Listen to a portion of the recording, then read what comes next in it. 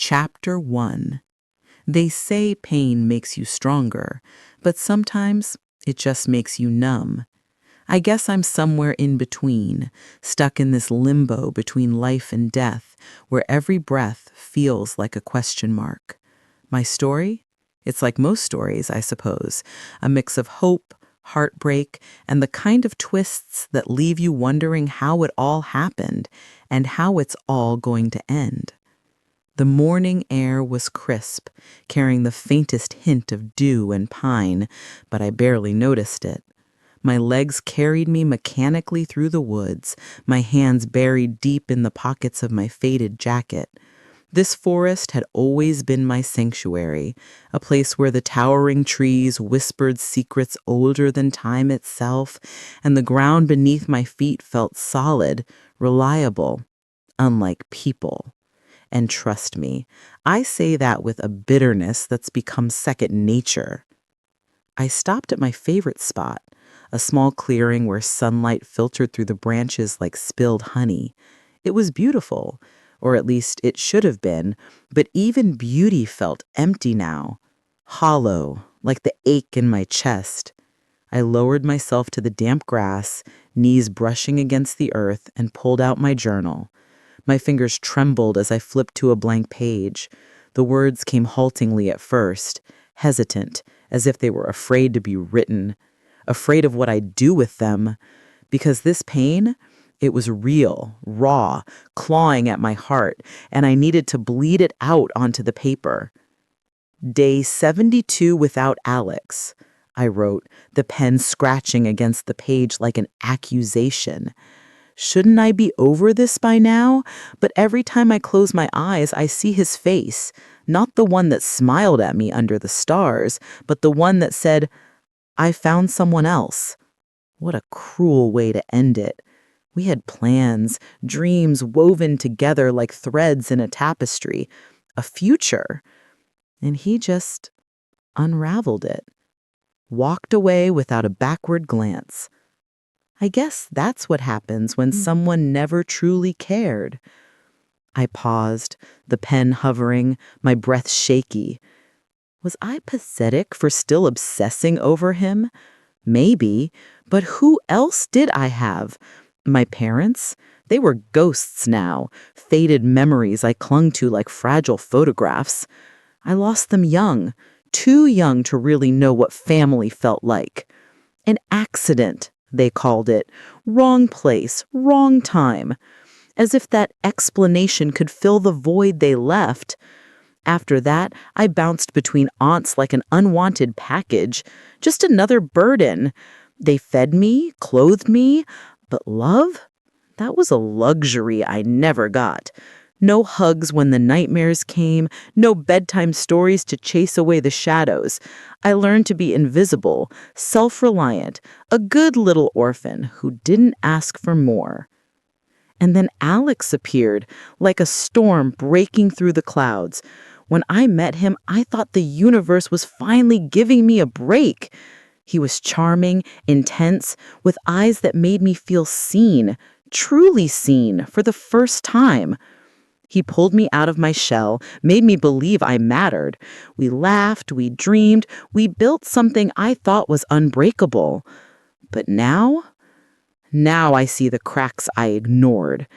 Maybe there were others, other women while he was with me. I know it sounds paranoid, but pain does that to you. It makes you claw at every shadow, searching for reasons to hate him more. So maybe, just maybe, you can finally let go. I snapped the journal shut, leaning back as the sunlight warmed my face. But inside, my wolf stirred, a restless hum in the depths of my mind. She wanted out, to run, to hunt, to shake off this suffocating grief. But I wasn't ready. Not yet. Because when you've bonded with someone, your wolf feels it too. Every sting, every betrayal. If I let her loose now, the rage might consume me. And I couldn't afford that. Not here. Not with the pack's eyes always watching. I needed to stay in control, to avoid drawing attention. Too many thoughts whirled. You're not weak, my wolf whispered, her voice soft but insistent, cutting through the fog of doubt. Easy for you to say, I muttered back. You don't have a shattered heart. The forest offered no answers, just the rustle of leaves and the distant call of a bird. I closed my eyes, imagining freedom from the pain, from the memories. But they crept in anyway. My mother's gentle smile, warm like summer rain, my father's steady hands lifting me high. They were my everything, until they weren't. The accident stole them, and the aunts who took me in, they were cold duty, not warmth. I became quiet, withdrawn, a shadow in their homes. And Alex? He was supposed to change that. For 2 years, he did. Like a blaze that warmed my frozen world. But fires burn out, leaving only ashes. Losing my parents was agony, but at least they didn't choose to go. Alex did. A sharp snap of a twig yanked me from my thoughts. My head jerked up, my wolf bristling instantly. Someone was here. I scanned the trees, senses sharpening. The air carried a new scent, unfamiliar yet charged. Hello? I called, my voice steady despite the racing pulse. No answer. I stood slowly, tucking the journal away, eyes darting through the shadows. My wolf growled low, a warning rumble in my throat. Whoever it was better have a good reason for lurking. Then a figure emerged from behind a thick oak. For a heartbeat, I thought it was Alex. Same build, same dark hair. But as he stepped closer, I saw the differences. Sharper features, a smirk that held secrets, relief mixed with irritation. Who are you? I demanded, voice sharp. And why are you sneaking around like a creep? He raised his hands in mock surrender, his grin widening. Easy, love. I'm not here to cause trouble, just passing through. Passing through? I echoed, narrowing my eyes. This is pack land. You've got 5 seconds to explain before I call reinforcements. He chuckled, the sound low and unnerving. Relax. I'm no rogue. Let's just say I'm interested in the area. And you, Luna? You're quite the enigma, aren't you? My blood turned to ice. How did he know my name? I'd never seen this man before, yet he spoke like we were old acquaintances. My wolf snarled, claws itching to emerge. How do you know my name? He tilted his head, his smile fading into something darker. I've been watching. You come here often, spilling your secrets to that little book. It's almost endearing. Before I could react, he melted back into the trees, vanishing like smoke. I stood there, heart pounding, questions swirling. My world was complicated enough. Breakups, lost family, a restless wolf. The last thing I needed was a stranger stirring up more chaos. But something told me this wasn't the end. Not by a long shot. Chapter 2. The sun had barely crested the ridge, casting long shadows across the pack's camp, when I was already on my feet.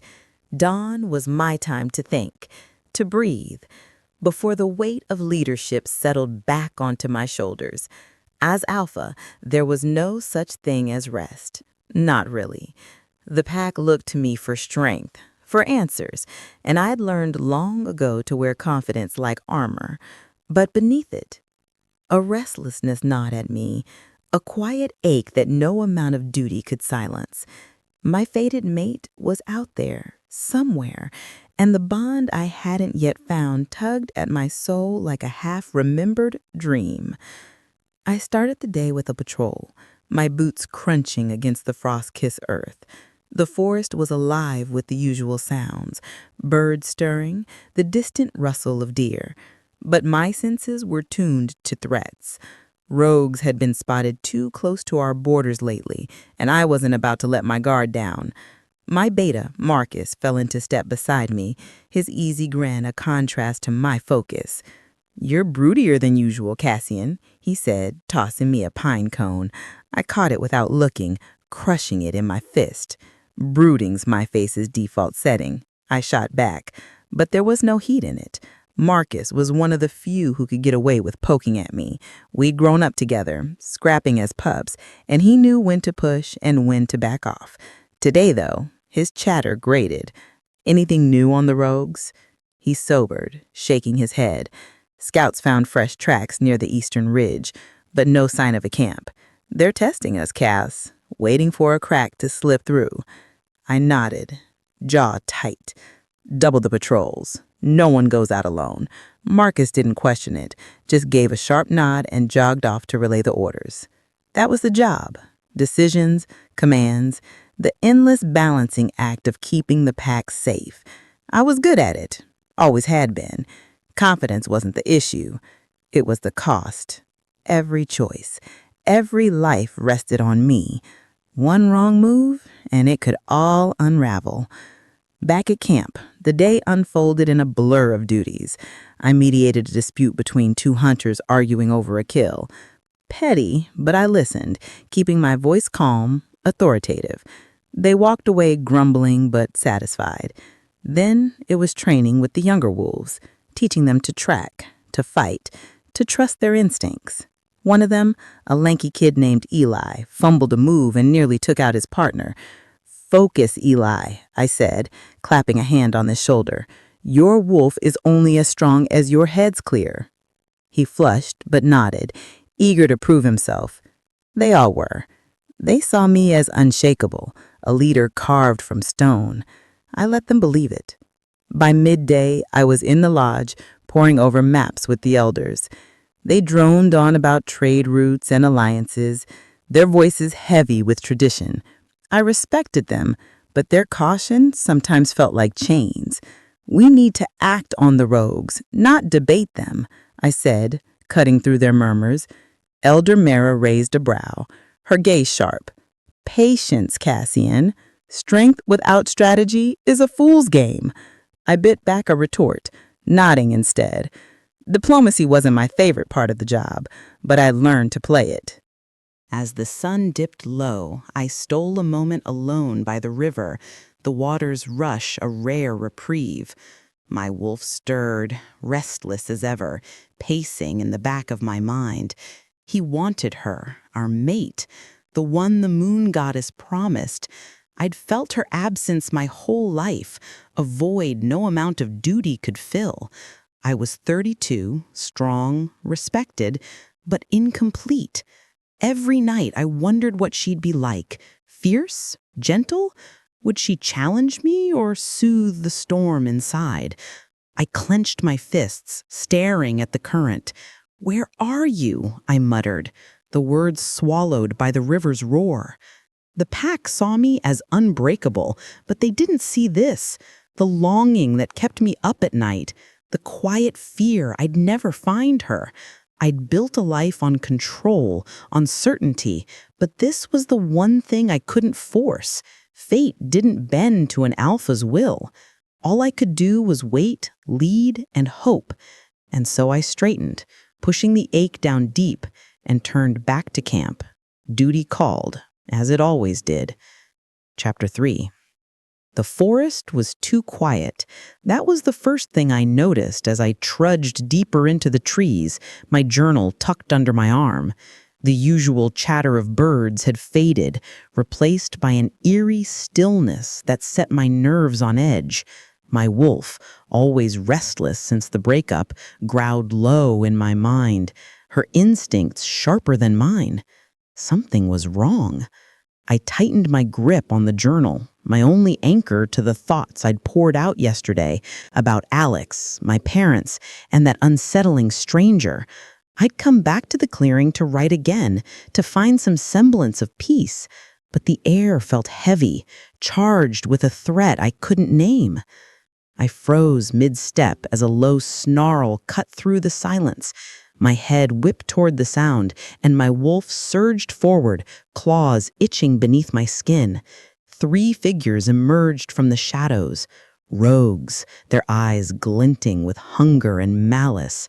Their scents hit me like a wave, unwashed fur, blood, and something sour like desperation.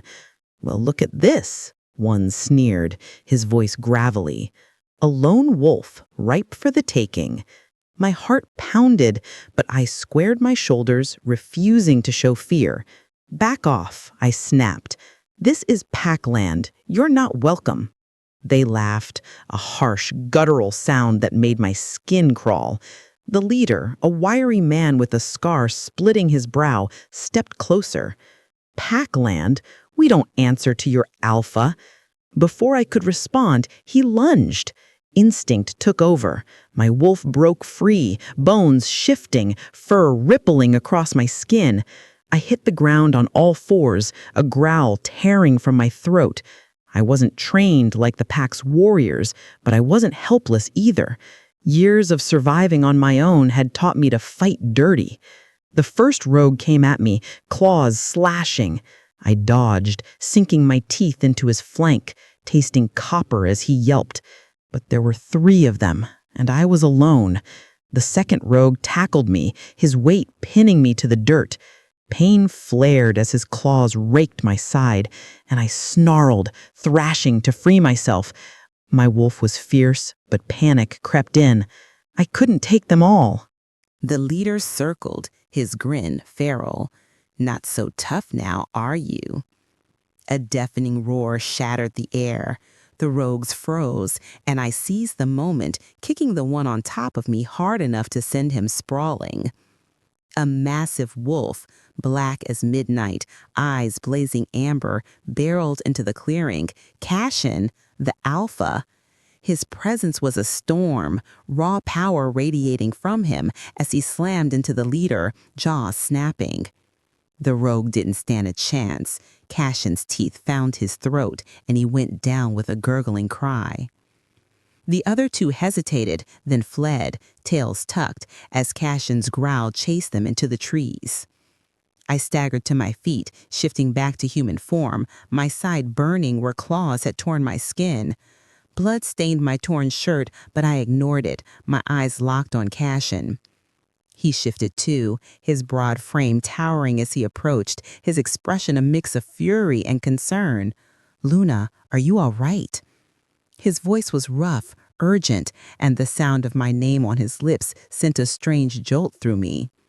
"I'm fine," I lied, wincing as I pressed a hand to my side. He was at my side in an instant, his hands gentle but firm as he inspected the wound. "This needs cleaning," he said, his tone leaving no room for argument. "You're lucky I was nearby." His eyes met mine, and for a moment the world narrowed to just us. His gaze was intense, searching, like he saw more than the blood and dirt. My wolf stirred, not with anger, but with something warmer, something dangerous. "Why were you here?" I asked, my voice softer than I meant. He hesitated and then said, "Patrol. Got a tip on rogues." His hand lingered on my arm, steadying me, and I felt it, a spark, faint but undeniable, like a thread pulling taut between us. My wolf hummed, recognizing something I wasn't ready to maim. "Come on," he said, guiding me toward the camp. "Let's get you patched up." As we walked, his presence was a shield, solid and unyielding. I stole a glance at him, his jaw set, his dark hair falling into his eyes. He was everything an alpha should be, strong, commanding, but there was a warmth in the way he'd said my name, a crack in the armor. For the first time since Alex, my heart didn't feel entirely broken. It scared me as much as it thrilled me. Chapter 4. The camp was alive with the hum of daily life, wolves sparring in the training grounds, pups chasing each other through the dirt, and the scent of wood smoke curling from the central fire. I sat on a weathered log, my side still tender from yesterday's rogue attack, a bandage peeking out from under my shirt. The pain was dull now, but the memory of Cassian's hands, steady and careful as he patched me up, lingered sharper than I'd like. My journal lay unopened in my lap. I hadn't written a word since the forest. Too much had happened, and my thoughts were a tangled mess. A shadow fell over me, and I looked up to see Tessa, my best friend, striding toward me with her usual grin. Her auburn hair was pulled into a messy braid, and her eyes sparkled with that infectious energy that could light up the gloomiest day. "Luna, you look like you're brooding again," she teased, plopping down beside me. She nudged my shoulder, careful to avoid my injury. "What's got you staring at that journal like it's about to bite?" I managed to half smile. Just processing. Tessa had a way of pulling me out of my head, and I was grateful for it. She'd been my rock since I joined the pack, a whirlwind of loyalty and laughter who never let me sink too deep into my own darkness. After Alex left, she was the one who dragged me out of bed, forced me to eat, and listened to my rants without judgment. She was family, not by blood, but by choice, and that meant more. Tessa leaned back, stretching her arms. "Heard about your little forest adventure? Rogues, huh? And Cassian swooping in like some hero out of a story?" She waggled her eyebrows, and I groaned, shoving her lightly. "Don't start," I said, but my cheeks warmed. She laughed, undeterred. "Oh, come on. The alpha himself playing knight in shining fur. That's worth a few pages in that journal." I shook my head, but her teasing eased the knot in my chest.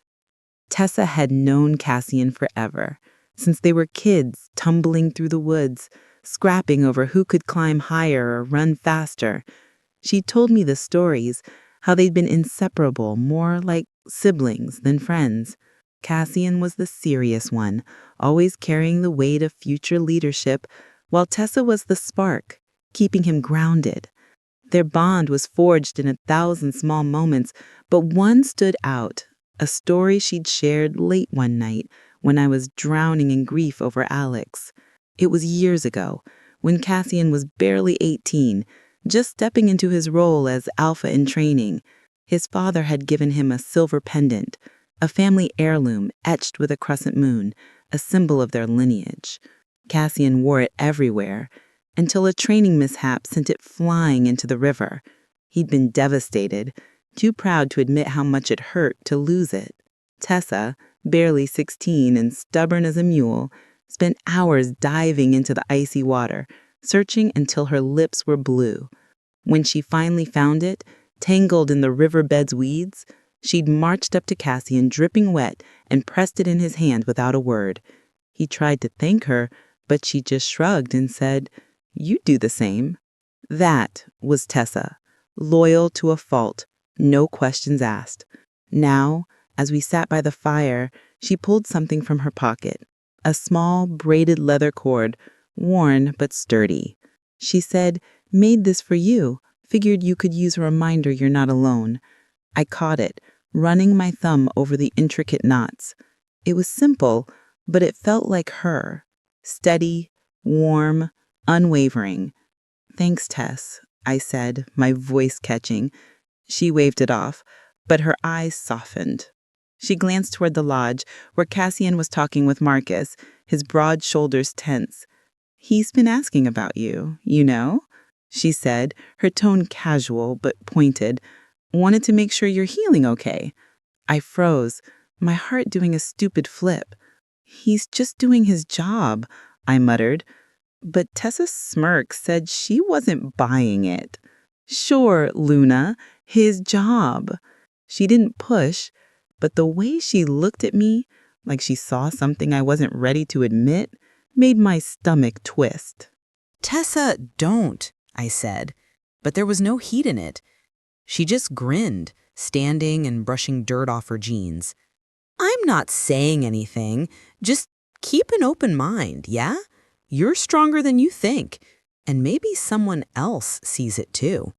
She winked and sauntered off toward the training grounds, leaving me clutching the leather cord, her words echoing in my head. Tessa had a way of planting seeds, and damn if this one wasn't already taking root. Chapter 5. The training grounds were a chaotic blur of motion. young wolves darting between obstacles, their laughter and growls blending into a wild symphony. I stood at the edge, my arms crossed, watching the pups weave through a makeshift course of logs and ropes. My side still ached from the rogue attack, a dull reminder of how close I'd come to disaster, but the bandage was hidden under my sweater, and I wasn't about to let it slow me down. Not today. Not when I'd volunteered to help train the pack's youngest members. It was Tessa's idea, of course. She'd said it would get me out of my head. And maybe she was right. For the first time in weeks, the weight of Alex's betrayal felt a little lighter. I clapped my hands, drawing the pup's attention. All right, listen up. Pair up and practice the sidestep we worked on yesterday. Keep your weight low, eyes on your partner. A dozen pairs of eyes, bright, eager, some mischievous, turned to me. They were a scrappy bunch, all gangly limbs and boundless energy, but they listened, mostly. I caught Eli, the lanky kid from Cassian's training session, trying to trip his partner, and shot him a look. Eli, focus, or you're running laps.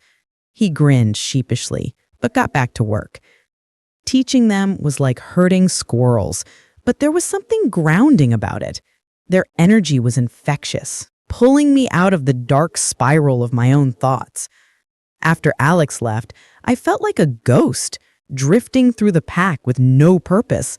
My parents' absence, the aunts who never cared, Alex's cold goodbye. They'd all carved out pieces of me until I wasn't sure what was left. But here, with these pups, I was needed. They didn't care about my past or my pain.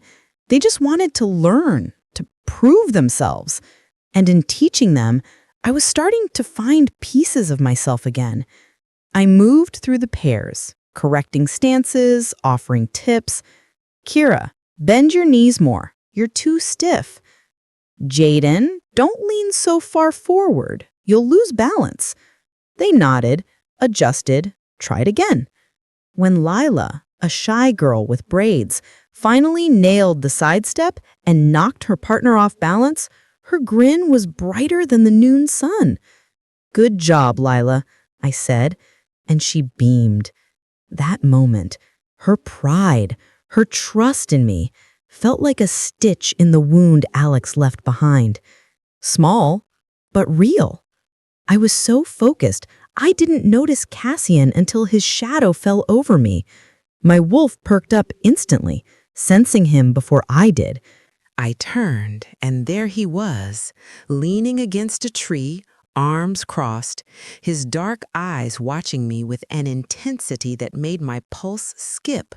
"You're good with them," he said, his voice low, carrying that quiet authority that seemed to hum in the air around him. "They're listening. That's not easy with this bunch." I shrugged, brushing a strand of hair from my face, suddenly self-conscious. "They're just kids. They want to learn." My voice came out steadier than I felt. Cassian pushed off the tree, stepping closer, and I caught the faint scent of pine and leather on him. "It's more than that," he said. "They trust you. That's rare." I met his gaze, and for a moment the world shrunk to just us. His eyes held something, admiration maybe, or something deeper I wasn't ready to name. My wolf stirred, warm and curious, and I fought the urge to lean closer. "I'm just trying to help," I said, looking away, my fingers tightening around the leather cord Tessa had given me. Cassian tilted his head, a faint smile tugging at his lips. "You're doing more than that, Luna. You're finding your place here. Don't sell yourself short." His words hit harder than they should have, like he'd seen the doubts I hadn't voiced. Before I could respond, he nodded toward the pups. "Keep it up. They're lucky to have you." Then he turned, heading back toward the lodge, leaving me standing there, my heart a little fuller, a little steadier. I watched him go, his broad shoulders cutting a strong silhouette against the trees. For the first time in a long time, I felt something like confidence, fragile, but growing. Maybe I wasn't as broken as I thought.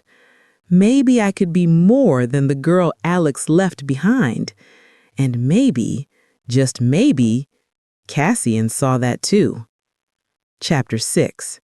The lodge was dim, lit only by the flickering glow of oil lamps and the faint daylight seeping through narrow windows. Cassian sat at the head of the heavy oak table, his posture straight, but his fingers drumming lightly against the armrest of his chair, a rare tell of impatience. The council chamber smelled of aged wood and wax, a scent that always grounded him, though today it did little to ease the tension coiling in his chest. The elders sat around him, their faces etched with years of wisdom and suspicion, their voices a low hum as they debated the pack's latest threats. Rogues again. Always rogues. But Cassian's mind kept drifting to Luna, to the way she'd stood her ground in the forest, bloodied but unbowed.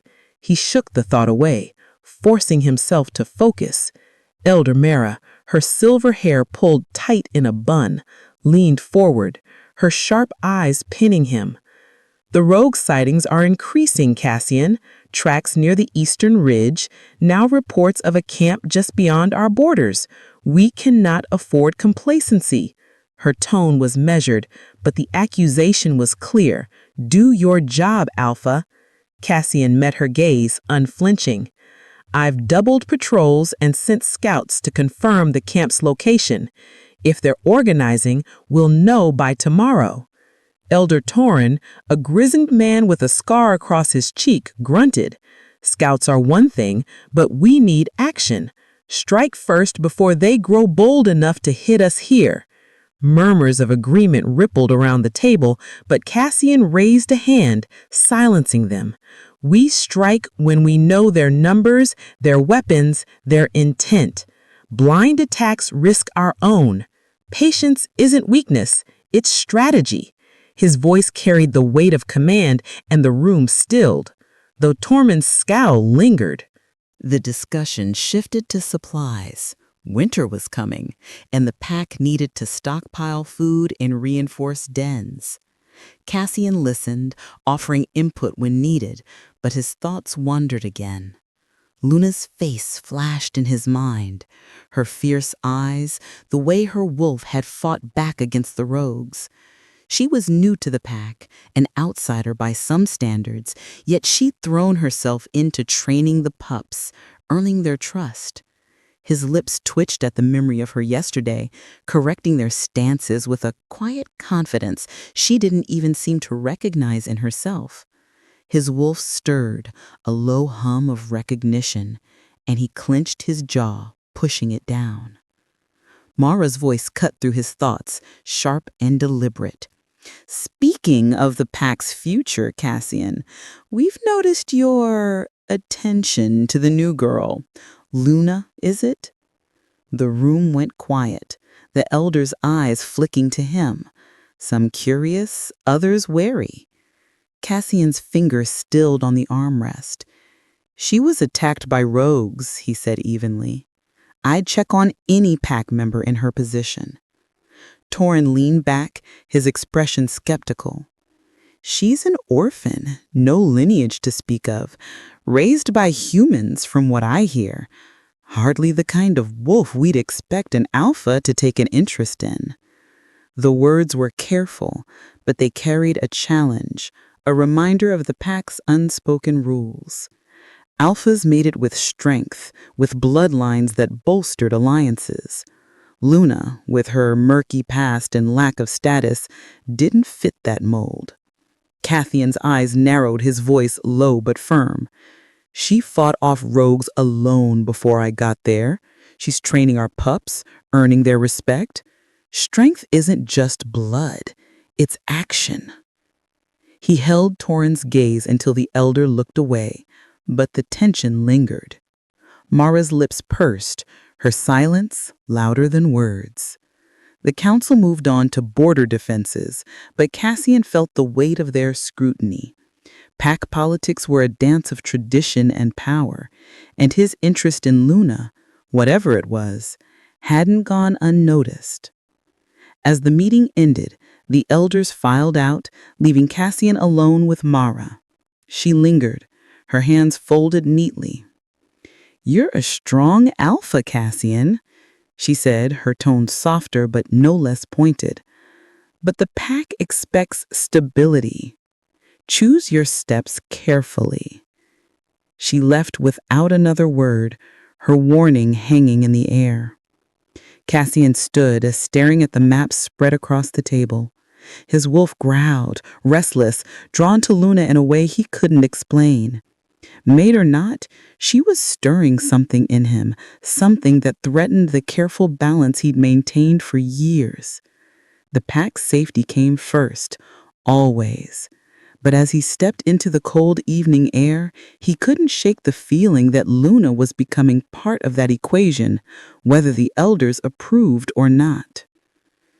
Chapter 7.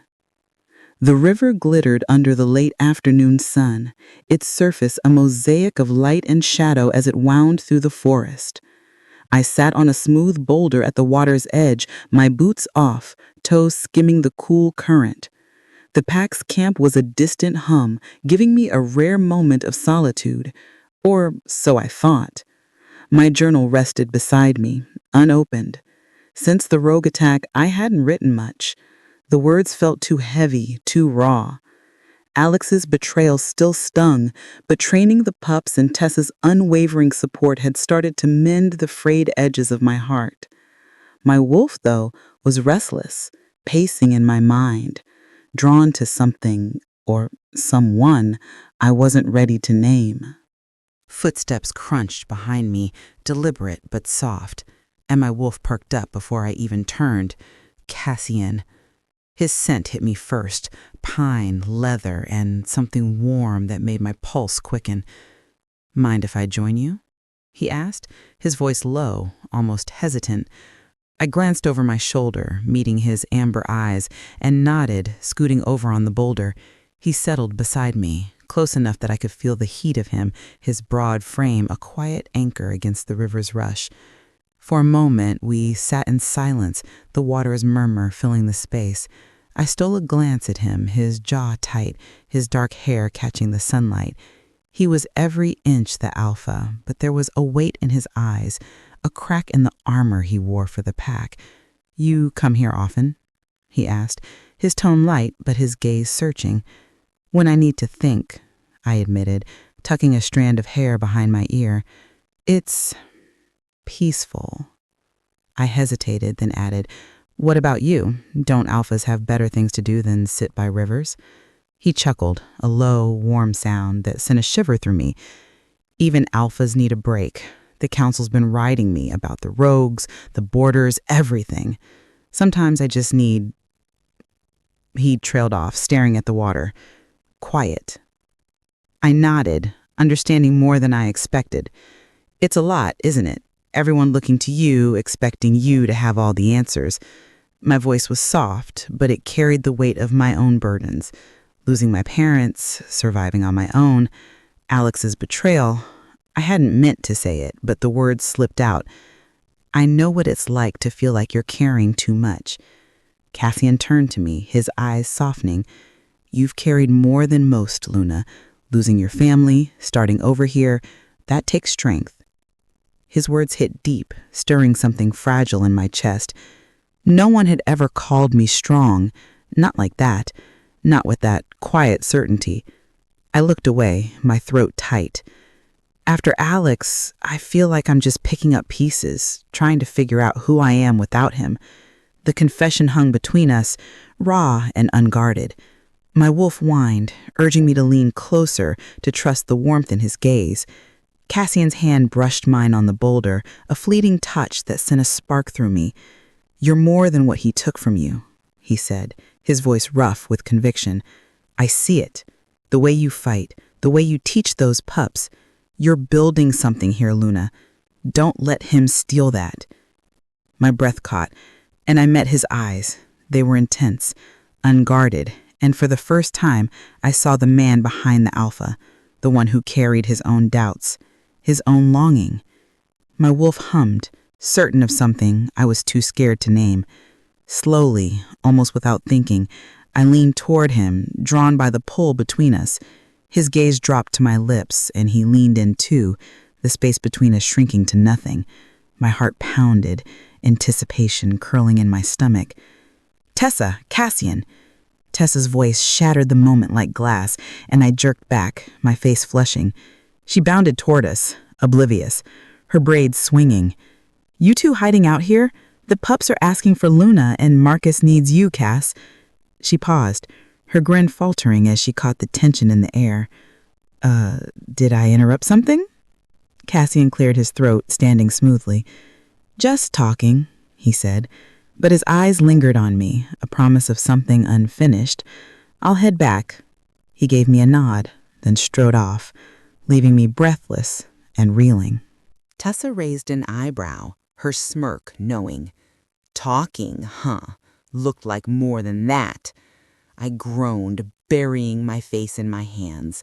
But my wolf was still humming, and deep down, I knew she was right. Chapter 8. The camp buzzed with evening activity. Fires crackling, wolves sparring in the distance, and the scent of roasted venison hanging in the air. I stood near the training grounds, adjusting a pup's stance, my mind only half on the task. The Riverside moment with Cassian yesterday still lingered, his words echoing in my head. "You're more than what he took from you." My wolf hadn't stopped humming since, a quiet certainty that scared me as much as it thrilled me. I wasn't ready to name the pull between us, but it was there, undeniable, like a tide I couldn't outrun. A sharp voice cut through the noise, familiar and venomous. "Luna!" My stomach dropped as I turned, my wolf bristling instantly.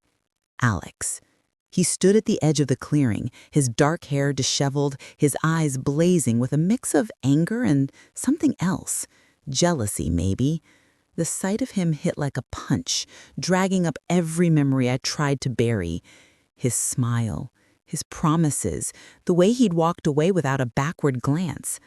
The pups froze, sensing the tension, and I waved them off. "Take a break," I said, my voice steadier than I felt. Alex strode toward me, his posture rigid, ignoring the curious glances from nearby pack members. "So this is where you've been hiding," he spat, his voice loud enough to draw attention. "And with him." He jerked his head toward the lodge, where Cassian was talking with Marcus. My heart stuttered, but I squared my shoulders, refusing to crumble. "I'm not hiding, Alex. I'm living. Something you made clear I needed to do without you." He scoffed, stepping closer, his scent once so comforting, now sour with resentment.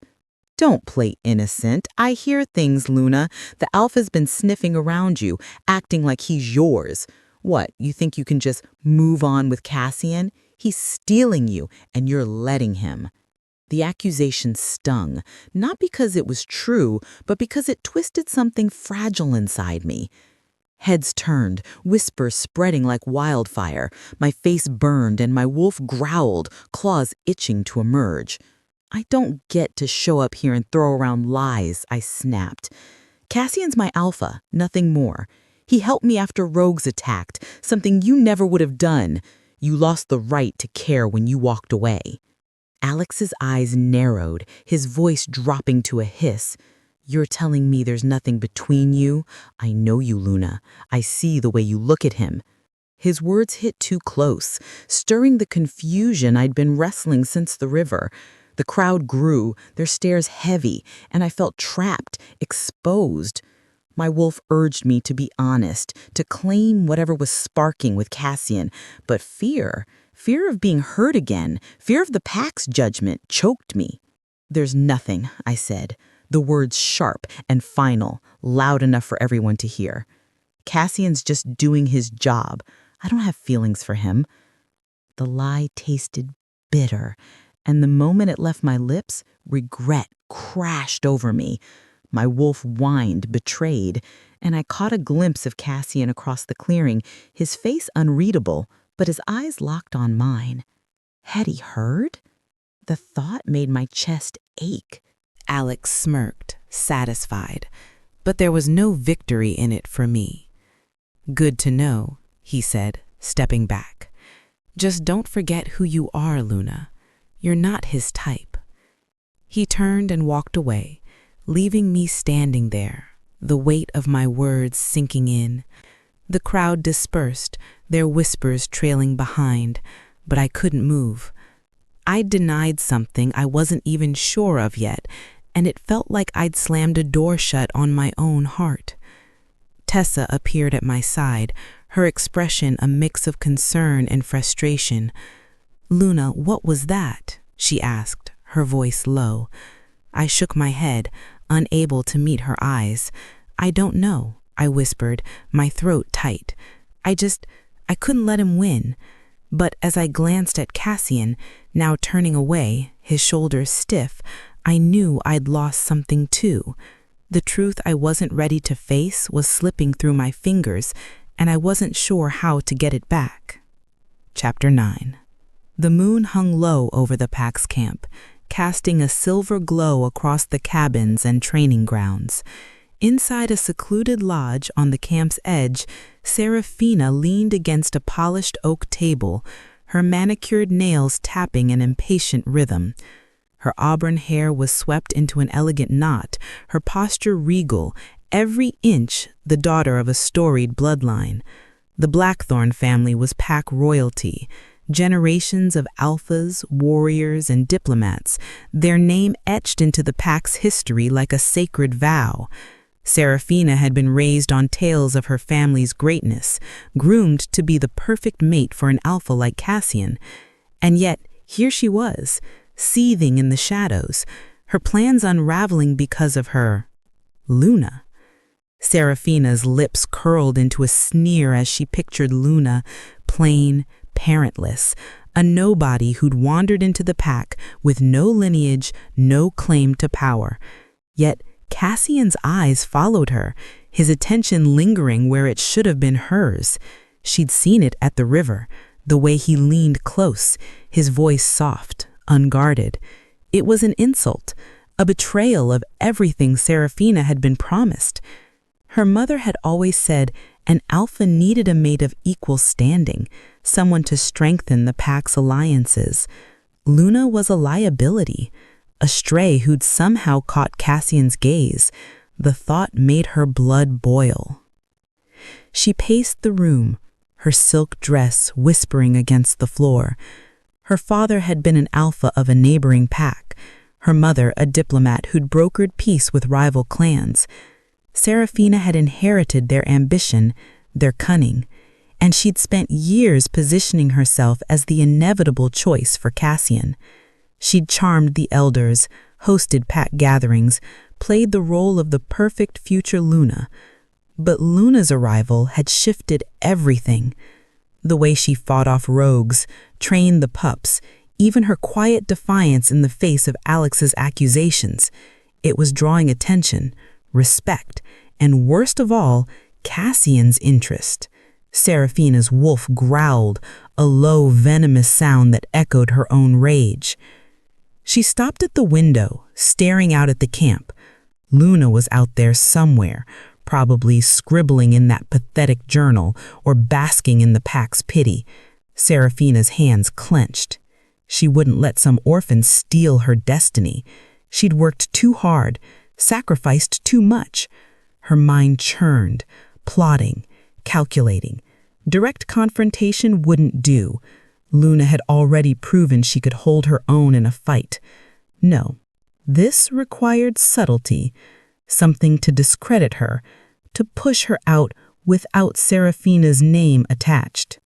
An idea sparked, cold and sharp. The elders. They were traditionalists, obsessed with bloodlines and stability. If they doubted Luna's place in the pack, they'd pressure Cassian to keep his distance. Seraphina moved to a small desk, pulling out parchment and a quill. Her hand moved swiftly, the words flowing in a careful, anonymous script. "Luna's past is questionable," she wrote. "No family, no roots. She draws rogues to our borders. Her presence risks the pack's safety. Is she truly one of us?" She added just enough truth, Luna's rogue attack, her lack of lineage, to make it plausible, but left it vague, letting the elder's paranoia fill in the rest. She sealed the note, her lips curving into a satisfied smile. She'd slip it under Elder Mara's door tonight, unsigned, untraceable. Mara was already skeptical of Luna. This would fan the flames. Seraphina could almost see it. The council's whispers, their pointed questions, Cassian forced to choose between his instincts and his duty. Luna wouldn't stand a chance. And if that didn't work, Seraphina had other plans. A fire, perhaps, or an accident during a patrol. Nothing too overt, but enough to remind everyone that Luna didn't belong. She tucked the note into her sleeve, her wolf purring with approval. Let Luna play the hero, train her pups, steal glances with Cassian. It wouldn't last. Seraphina was a blackthorn, born to rule, and she'd make sure the pack remembered that.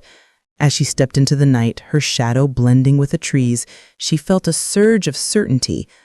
Luna's time was running out, and Seraphina would be there to watch her fall. Chapter 10. The training grounds were a flurry of activity, the air thick with the scent of sweat and pine as the pack prepared for the looming rogue threat. Dawn had barely broken, but the camp was alive. Wolves hauling supplies, reinforcing barriers, and drilling in tight formations. I stood at the center of a makeshift arena, my breath visible in the chilly morning air, directing a group of young warriors through a defense drill. My side still ached from the rogue attack, but I pushed the pain down, focusing on the task. The pack needed strength, and I was determined to prove I could contribute, even if my heart was still tangled in the mess of Alex's confrontation and that almost kiss with Cassian. "Spread out. Keep your eyes up," I called, my voice steady as I paced between the trainees. They were older than the pups I usually taught, teenagers mostly, eager but unpolished. I'd volunteered to lead this session, wanting to show the pack I wasn't just a victim of rogues or Alex's ex. My wolf hummed with approval as I corrected a girl's stance. Leela, adjusting quickly, and I gave her an encouraging nod. She'd come far since her first shaky sidestep. I moved to demonstrate a block and counter move, my body flowing through the motions with a precision I hadn't felt in weeks. The trainees watched, rapt, as I pivoted, ducked an imaginary strike, and lunged forward, my fists stopping just short of a practice dummy. "Speed and control," I said, brushing hair from my face. "Rogues don't fight fair, so you need to be faster and smarter." A few nodded, mimicking my stance, and I felt a spark of pride. For the first time since joining the pack, I wasn't just surviving. I was teaching, leading, belonging. From the edge of the grounds, Seraphina watched, her arms crossed, her elegant frame draped in a tailored jacket that screamed privilege. Her auburn hair gleamed in the morning light, but her eyes were cold, narrowing as they followed my every move. I'd felt her gaze before, sharp, calculating, like a predator sizing up prey. She hadn't spoken to me since I arrived, but her presence was a constant pressure, a reminder of my outsider status. I knew her type, born to power, raised to expect it. My wolf growled softly, sensing her resentment, but I kept my focus on the trainees, refusing to let her rattle me. "Again," I called, clapping my hands. The group reset, pairing off to practice the move. Eli, the lanky kid, landed a solid counter, earning a cheer from his partner. I grinned, calling out, "Nice one, Eli! Keep that focus." The trainees' energy surged, their movement sharper. And for a moment, I forgot the weight of Seraphina's stare, the elder's doubts, even Alex's accusations. Here I was useful. Here I was enough. But Seraphina's resentment was a living thing, coiling tighter as she watched. She stood near the supply tents, her lips pressed into a thin line as a warrior praised my drill to another. Luna, the orphan, with no lineage, commanding respect. It was an affront to everything Seraphina believed she deserved. Her fingers tightened around the anonymous note she'd slipped to Elder Mara last night, her plan already in motion. But it wasn't enough.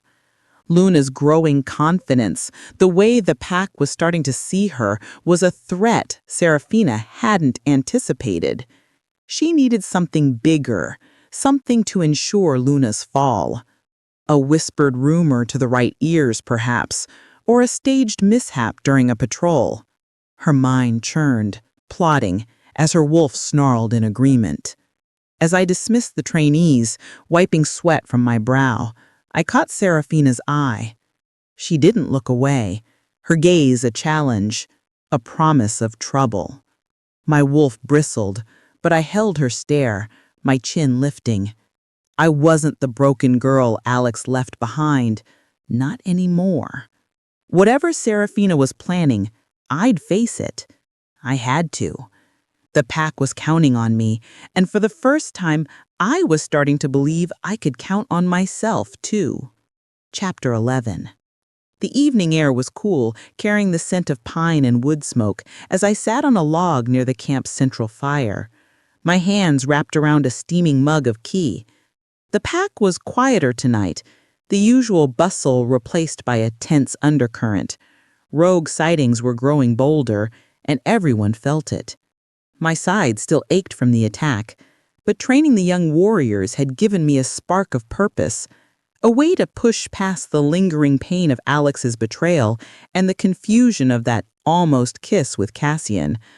My wolf was restless, though, pacing in my mind, drawn to him in a way I couldn't ignore. Tessa plopped down beside me, her auburn braids swinging as she flashed her signature grin. "You're brooding again, Luna," she said, nudging my shoulder. "What's it this time? Alex? Rogues? Or a certain alpha who can't stop staring at you?" Her tone was teasing, but her eyes held a knowing glint, like she'd already pieced together the puzzle I was still fumbling with. I groaned, sipping my tea to hide my flush. "Tessa, don't start. There's nothing to stare at." But my voice lacked conviction, and she pounced on it like a wolf on prey. "Oh, please," she said, leaning closer. "You saw you two by the river. That wasn't nothing. You were this close to locking lips before I bumbled in." She held up her fingers, an inch apart, her grin widening. "Tessa," I hissed, glancing around to make sure no one overheard. The firelight danced across her face, but her expression softened, turning serious. "Look, Luna, I'm not just messing with you. Cassian's different around you. I've known him forever, and he doesn't just talk to people like that. You're getting under his skin, and I think it's a good thing." I stared into my mug, my heart twisting. He's the alpha. I'm me. No family, no status. You heard Alex. People are already talking, and the elders don't trust me. The memory of my public denial stung. The lie I'd told to shut Alex up. I don't have feelings for him. I regretted it the moment I said it, especially knowing Cassian had heard. Tessa's hand found mine, squeezing gently. "Screw the elders, and screw Alex. You're not defined by your past, Luna. You're out there training our wolves, holding your own against rogues. Cassian sees that, and honestly, I think he needs someone like you, someone who gets what it's like to carry a burden." She paused, her voice dropping. "He's got the whole pack on his shoulders, and with these rogue attacks getting worse, he's stretched thin. He won't admit it, but he's human too. Well, mostly." Her words hit hard, stirring the memory of Cassian's vulnerability by the river, the way his eyes had softened. But the rogue threat loomed larger, and I couldn't shake the fear. "Tessa, These rogues, they're not just strays, are they? That attack in the forest felt personal, like they were targeting me? She nodded, her grin fading. Cassian's scouts found a camp, too organized for random rogues. They've got weapons, plans. We're preparing for a fight, Luna, and it's not going to be pretty. That's why you need to stop hiding from whatever's brewing with Cassian.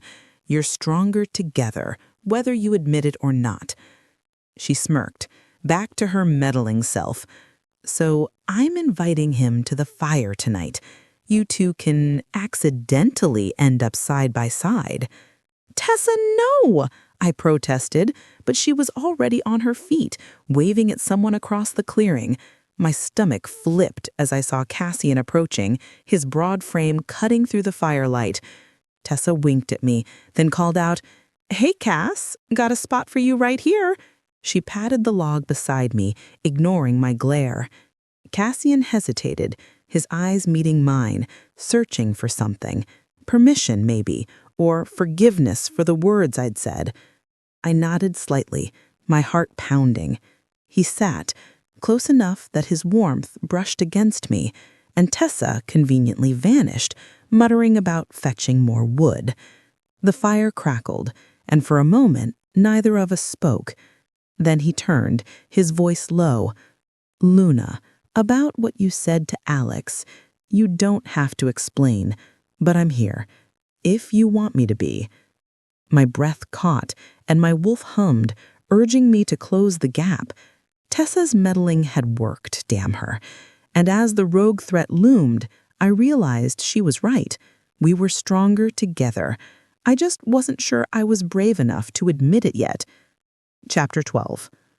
The camp was hushed under the weight of midnight. The only sounds the crackle of dying embers in the central fire and the distant howl of a wolf on patrol. Cassian stood outside his cabin, his breath fogging in the crisp air, his mind too restless for sleep. The rogue threat loomed larger with every scout's report, and the elder's warnings about Luna echoed in his head, stirring doubts he didn't want to entertain. His wolf paced, a low growl rumbling through him, drawn to her in a way that defied logic or duty. He'd almost kissed her by the river, and her public denial to Alex, "I don't have feelings for him," had cut deeper than he cared to admit. A familiar scent broke his thoughts. Tessa, her auburn braids swinging as she approached, her grin undimmed despite the late hour. "Can't sleep, huh?" she said, leaning against the cabin's wall. "You've got that brooding alpha look again, Cass. What's eating you?" He snorted, crossing his arms. "You're out here at midnight to psychoanalyze me, Tess?" But there was no bite in his words. Tessa had always been his confidant, the one who could read him when he hid from everyone else. They'd grown up together, her loyalty cemented by years of shared battles, and that day she'd fished his father's pendant from the river. She was family, and he trusted her to call him out when he needed it. She tilted her head, her eyes gleaming with mischief, but tempered by something serious. "It's Luna, isn't it? Don't bother denying it. I saw you two by the fire tonight, all cozy until I accidentally left you alone." She air-quoted the word, smirking. "You're into her, Cass, and not just in a protect-the-pack way." Cassian's jaw tightened, his gaze dropping to the ground. "She's a pack member. I'm looking out for her, same as anyone." The lie felt hollow, and Tessa's laugh confirmed it. "Oh, please. You don't look at Marcus like you're about to write poetry. You're drawn to her, and your wolf's probably screaming it. So what's holding you back?" He sighed, running a hand through his dark hair. "The elders, for one. They're already questioning her background, her lack of lineage. They want a mate who strengthens the pack, not—" He trailed off, hating how it sounded. "And she's still hurting from Alex. You heard what she said. She doesn't want this."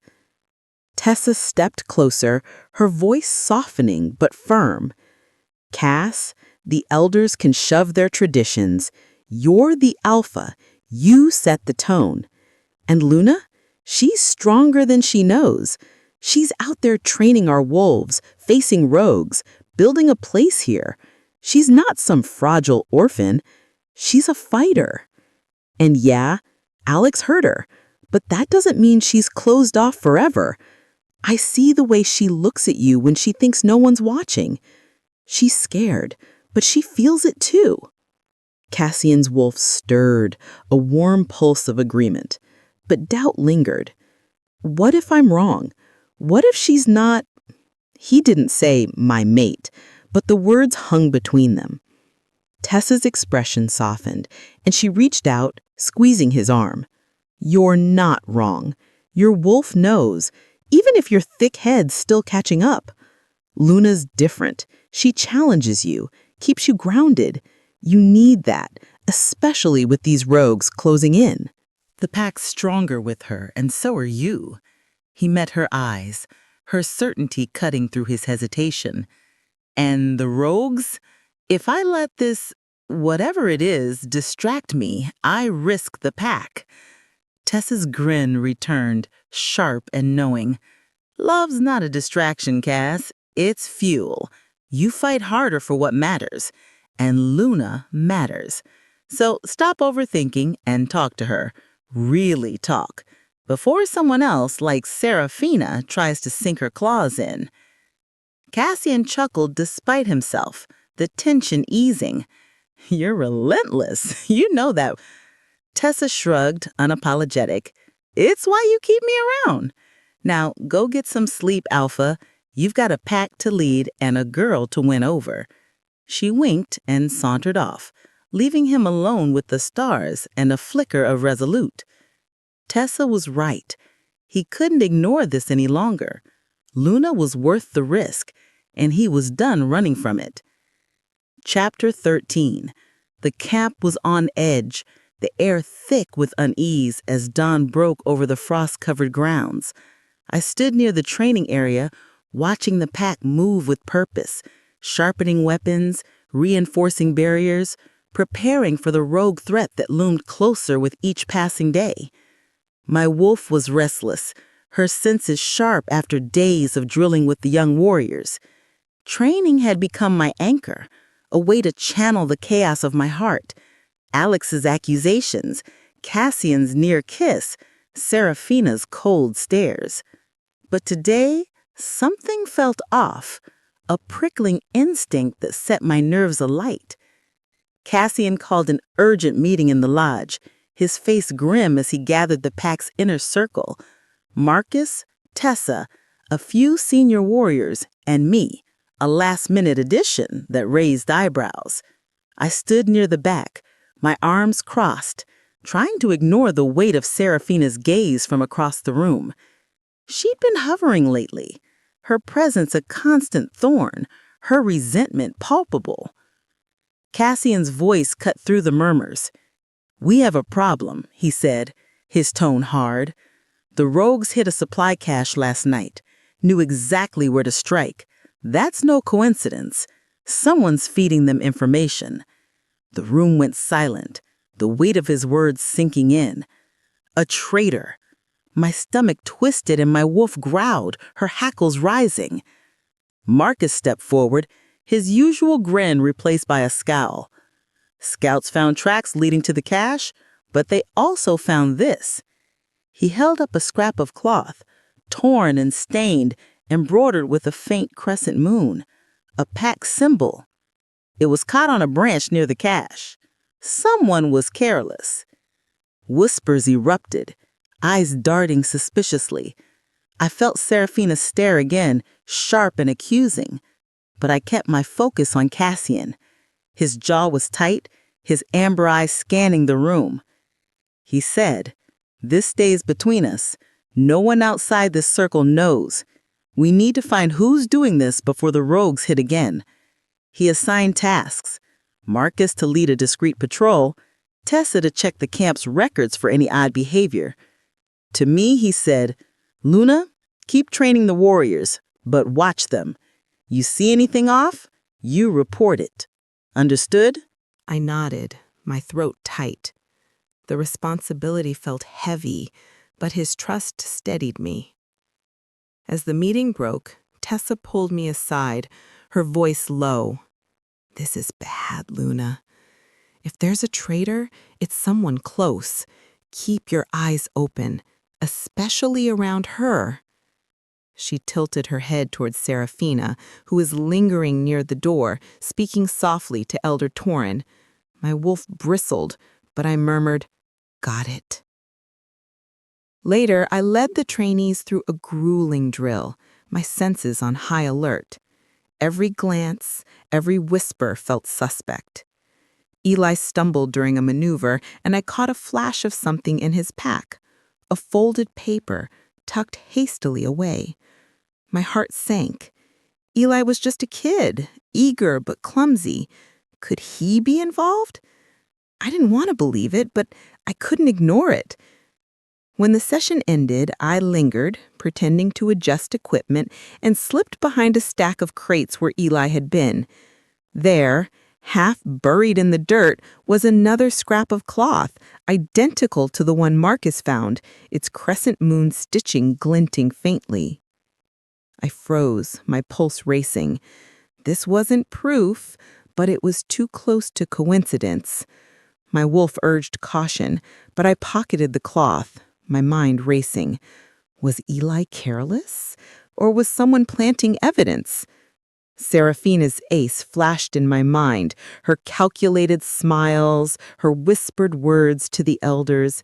She'd made no secret of her disdain for me, and I knew she'd do anything to protect her place in the pack. But a traitor? That was a leap I wasn't ready to make. As I headed to report to Cassian, I caught sight of him near the lodge, his broad frame tense as he spoke with Marcus. His eyes met mine, and for a moment, the weight of the traitor's betrayal seemed to mirror the unspoken tension between us. I clutched the cloth tighter, my resolve hardening. Whoever was betraying the pack, I'd find them. For Cassian, for the pack, and for the fragile hope I was starting to let myself feel. Chapter 14. The forest was a sanctuary of shadows as I slipped away from the camp, the moon a sliver of silver overhead. The pack's tension pressed against me, rogue threats, whispers of a traitor, Seraphina's cold glares. But out here, among the pines and the soft rustle of leaves, I could breathe. My boots sank into the damp earth as I found my clearing, the same one where I'd faced rogues and poured my heart into my journal. Tonight, I carried no journal, only the weight of my thoughts, heavy and tangled like the roots beneath my feet. I settled against a moss-covered rock, my wolf stirring, her voice a warm hum in my mind. I closed my eyes, letting her voice rise. "You're restless," she said, her tone both gentle and sharp, like a friend who saw too much.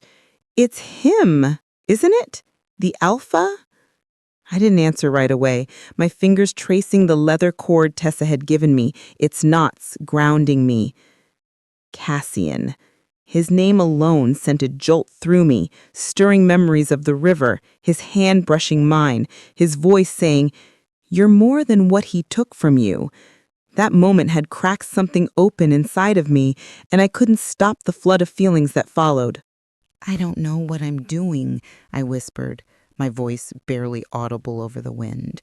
"He's the alpha, for God's sake. He's strong, steady, everything I'm not. And me? I'm a mess. Alex broke me. My parents are gone. I'm barely holding it together."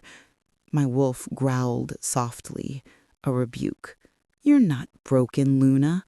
You fought rogues. You trained the young ones. You're finding your strength." I shook my head, pulling my knees to my chest. Strength? I lied to Alex, told everyone I feel nothing for Cassian. I saw the hurt in his eyes, and I still can't take it back.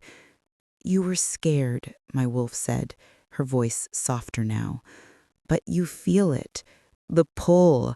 He's ours. My breath hitched, and I pressed my palms to my eyes, as if I could block out the truth. The pull was there, undeniable, a thread tying my heart to his.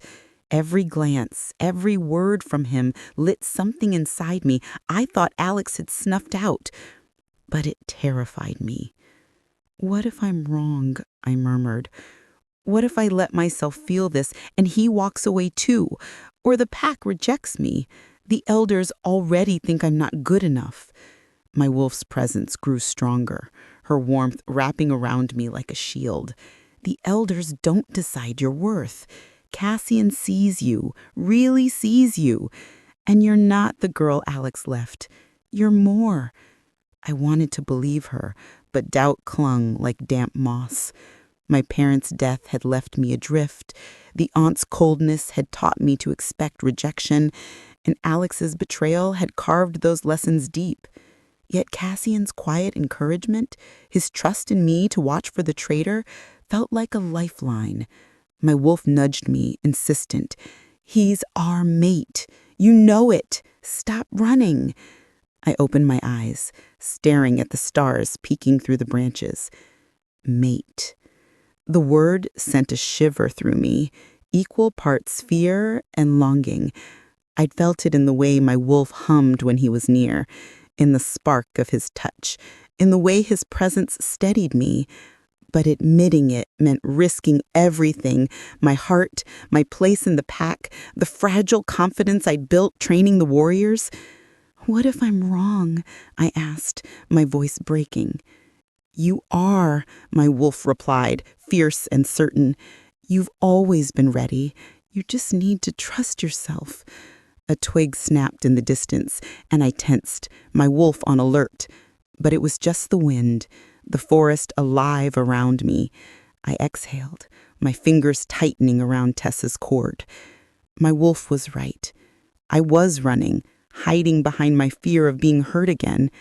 Cassian wasn't Alex, and I wasn't the same girl who'd crumbled under betrayal. I stood, brushing dirt from my jeans, a quiet resolve settling in my chest. I didn't have all the answers, but I couldn't keep denying what I felt. Not anymore. The rogues, the traitor, the pack's politics, they'd wait until morning. Tonight, I'd let myself hope, just a little, that maybe I could be enough for him. Chapter 15.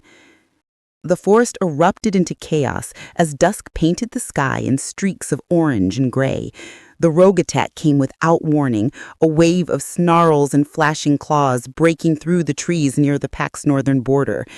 I was on patrol with a small group, Eli, Lila, and 2 senior warriors, when the first rogue lunged from the shadows, eyes wild with hunger. My wolf surged forward, her growl vibrating in my chest as I shifted mid-stride, fur rippling across my skin. The air was thick with the stench of rogue, blood, sweat, and desperation, and my heart pounded, not with fear, but with a fierce need to protect. Stay tight, I barked, my voice half human, half wolf, as I dodged a rogue's claws and sank my teeth into its flank. It yelped, twisting away, but there were more. Too many. 6, maybe 7. Their movements coordinated in a way that screamed planning. The traitor's work, no doubt. Eli and Lila, still young, fought bravely, but were outmatched, their movements frantic. A rogue penned Eli, its jaws snapping at his throat, and Lila froze, her eyes wide with panic. Instinct took over. I leapt, slamming into the rogue with enough force to send it sprawling. "Eli, move!" I snarled, positioning myself between him and the attacker. My wolf was a storm, all teeth and fury, and I tore into the rogue, driving it back. Leela snapped out of her daze, shifting to join me, her smaller form weaving around another rogue's legs. I caught her eye, nodding sharply. "Flank it." She obeyed, and together we brought the second rogue down, its whimper fading into the dirt. The senior warriors held their own, but the rogues were relentless, targeting the weakest points. I spotted a gap in our line, a rogue creeping toward a wounded warrior, blood pooling beneath her. My wolf roared, and I charged, tackling the rogue before it could strike. My claws raked its side, and it fled, tail low. "Get her to safety," I ordered Eli, who scrambled to drag the warrior back. My side burned from my old wound, but I pushed through, my focus razor sharp. From the shadows, Seraphina watched, her elegant frame hidden behind a thick oak. Her lips were a tight line, her auburn hair catching the fading light as her eyes burned with resentment. She'd slipped the elders another note this morning, hinting at Luna's recklessness drawing rogues, but this display of courage was unraveling her plans. Luna, the orphan, was saving pack members, earning their cheers. Seraphina's wolf snarled, her nails digging into her palms. She'd expected Luna to falter, to prove her unworthiness, but instead, the pack was rallying around her. It was intolerable. The battle slowed, the remaining rogues retreating into the trees, their numbers thinned. I shifted back, panting, blood and dirt smeared across my arms. Eli and Leela crowded around me, their faces a mix of awe and relief. "You were amazing, Luna," Leela said, her voice shaky but bright. The senior warriors nodded, one clapping my shoulder. "Good work, kid. You kept us together." Their words hit deep, filling a void I didn't realize was there. For the first time, I felt like I belonged, not as an outsider, but as part of the pack. Cassian arrived, his black wolf form a blur as he bounded into the clearing, shifting mid-step. His eyes found me first, scanning for injuries, and the relief in his gaze sent a warmth through me I couldn't ignore. "Luna, you okay?" he asked, his voice rough. I nodded, catching my breath. "We got them. Everyone's safe." His lips twitched, a flicker of pride, and my wolf hummed, that pull between us stronger than ever. Seraphina stepped forward, her smile tight, forced. "Impressive, Luna, though I wonder if your heroism brought them here in the first place." The accusation hung in the air, but the pack ignored her, their cheers for me drowning out her words. Her eyes darkened, her resentment a living thing, as she melted back into the shadows.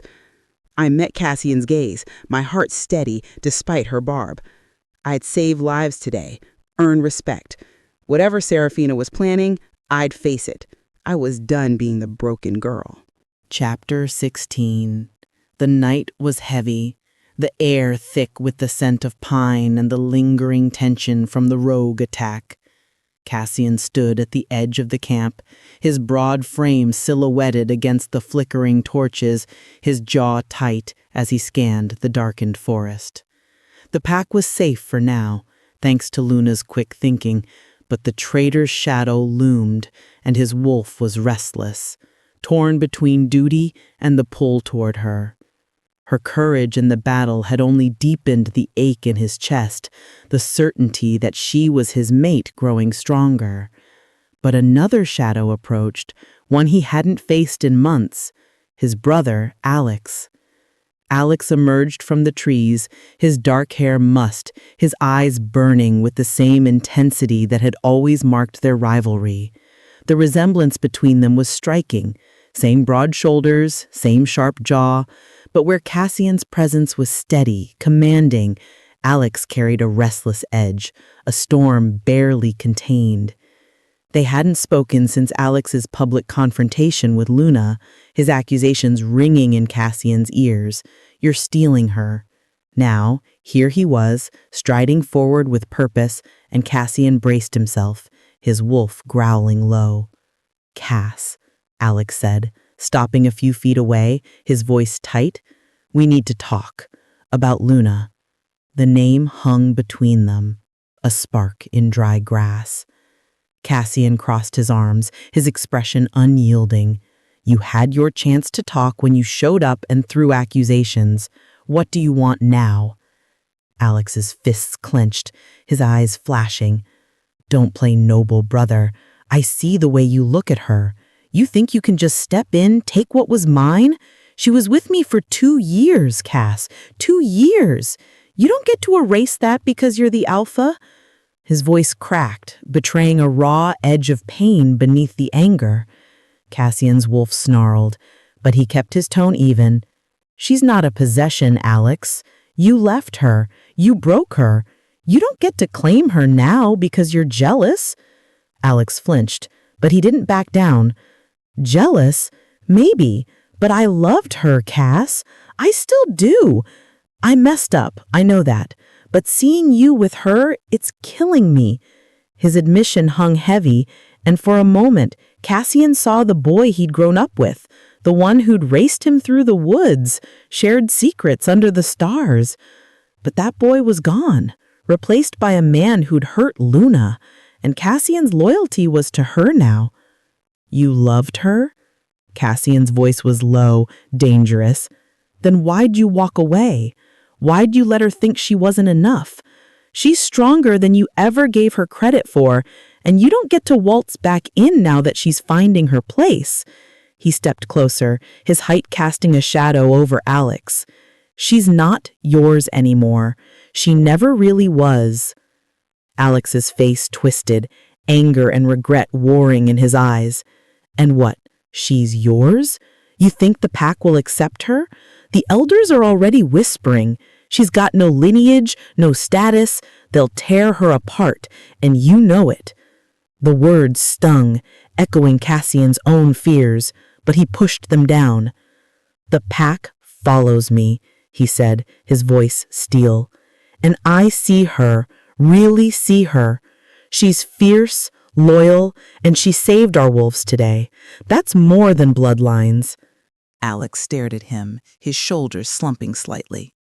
You really think she's your mate, don't you? He asked, quieter now, the fight draining from him. Cassian didn't answer, but his silence was enough. Alex ran a hand through his hair, exhaling sharply. Fine, I can't compete with that. I'm stepping aside, Cass. But if you hurt her, I'll be back, alpha or not. He turned to leave, but Cassian grabbed his arm, his grip firm but not cruel. Don't come at her again, Alex. Let her heal. Alex nodded once, a flicker of resignation in his eyes, then pulled free and vanished into the trees. Cassian stood there, the weight of the confrontation settling into his bones. His wolf was calm now, certain of one thing. Luna was worth fighting for, no matter what the pack or the elders thought. He just hoped she'd let him. Chapter 17. The wind howled through the camp, rattling the torches and casting flickering shadows across the dirt. Cassian stood outside the lodge, his breath visible in the cold night air, his wolf restless after his tense exchange with Alex the previous evening. He'd thought their confrontation was settled. Alex had stepped aside, or so it seemed, but the undercurrent of unresolved history lingered, a wound neither brother could fully close. Now, as Cassian checked the perimeter, his senses sharpened by the ongoing rogue threat, Alex appeared again, his silhouette emerging from the trees like a ghost from their past. Cass, Alex called, his voice sharp, carrying a challenge that set Cassian's teeth on edge. He turned, his broad frame tense, amber eyes narrowing as Alex approached, his posture rigid with barely contained anger. The resemblance between them, dark hair, sharp jaw, was a cruel reminder of their shared blood. But the years had carved a chasm between them, widened by jealousy and unspoken grudges. "What now, Alex?" Cassian asked, his tone low, controlled, but edged with warning. "You said you were stepping aside, or was that just talk?" His wolf growled, pacing in his mind, sensing the storm brewing. The pack was already on edge, rogues closing in, a traitor in their midst, and Cassian didn't have time for his brother's games. Alex's lips curled into a bitter smile, his eyes glinting with something raw. "Stepping aside doesn't mean I'm blind, Cass. You're parading around with Luna, acting like she's yours, while the pack whispers about your poor judgment. You think I don't see it? You've always gotten everything. Alpha, respect, the pack's loyalty, and now her." His voice cracked, the words spilling out like a dam breaking. "I loved her first. She was mine before you decided you wanted her." Cassian's fists clenched, his wolf snarling at the accusation. You don't love Alex, you possess. You had her for 2 years and broke her heart. You don't get to claim her now because you can't stand losing to me. He stepped closer, his voice dropping to a dangerous rumble. This isn't about Luna. This is about you and me, and whatever chip you've carried since we were kids. Alex laughed, a harsh, hollow sound. You think this started with Luna? You've been the golden son since we were born. Dad gave you the pendant, the training, the pack, everything. I was always second, the spare. Even when I found Luna, I knew it wouldn't last, not with you around. You take what you want, Cass, always have. His voice trembled, revealing a wound that had festered for years. Their father's favoritism, his relentless push for Cassian to lead, had left Alex in the shadows, a resentment that had grown into a quiet poison. Cassian's chest tightened, memories of their childhood flashing, racing through the woods, Alex's laughter turning to silence when their father praised Cassian's strength but ignored his brother's efforts.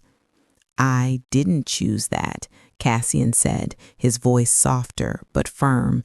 I didn't ask to be alpha, but I'm here and I'm doing my job. Luna's not a prize to be won, Alex. She's her own person, and she's choosing her path. If you loved her, you'd let her.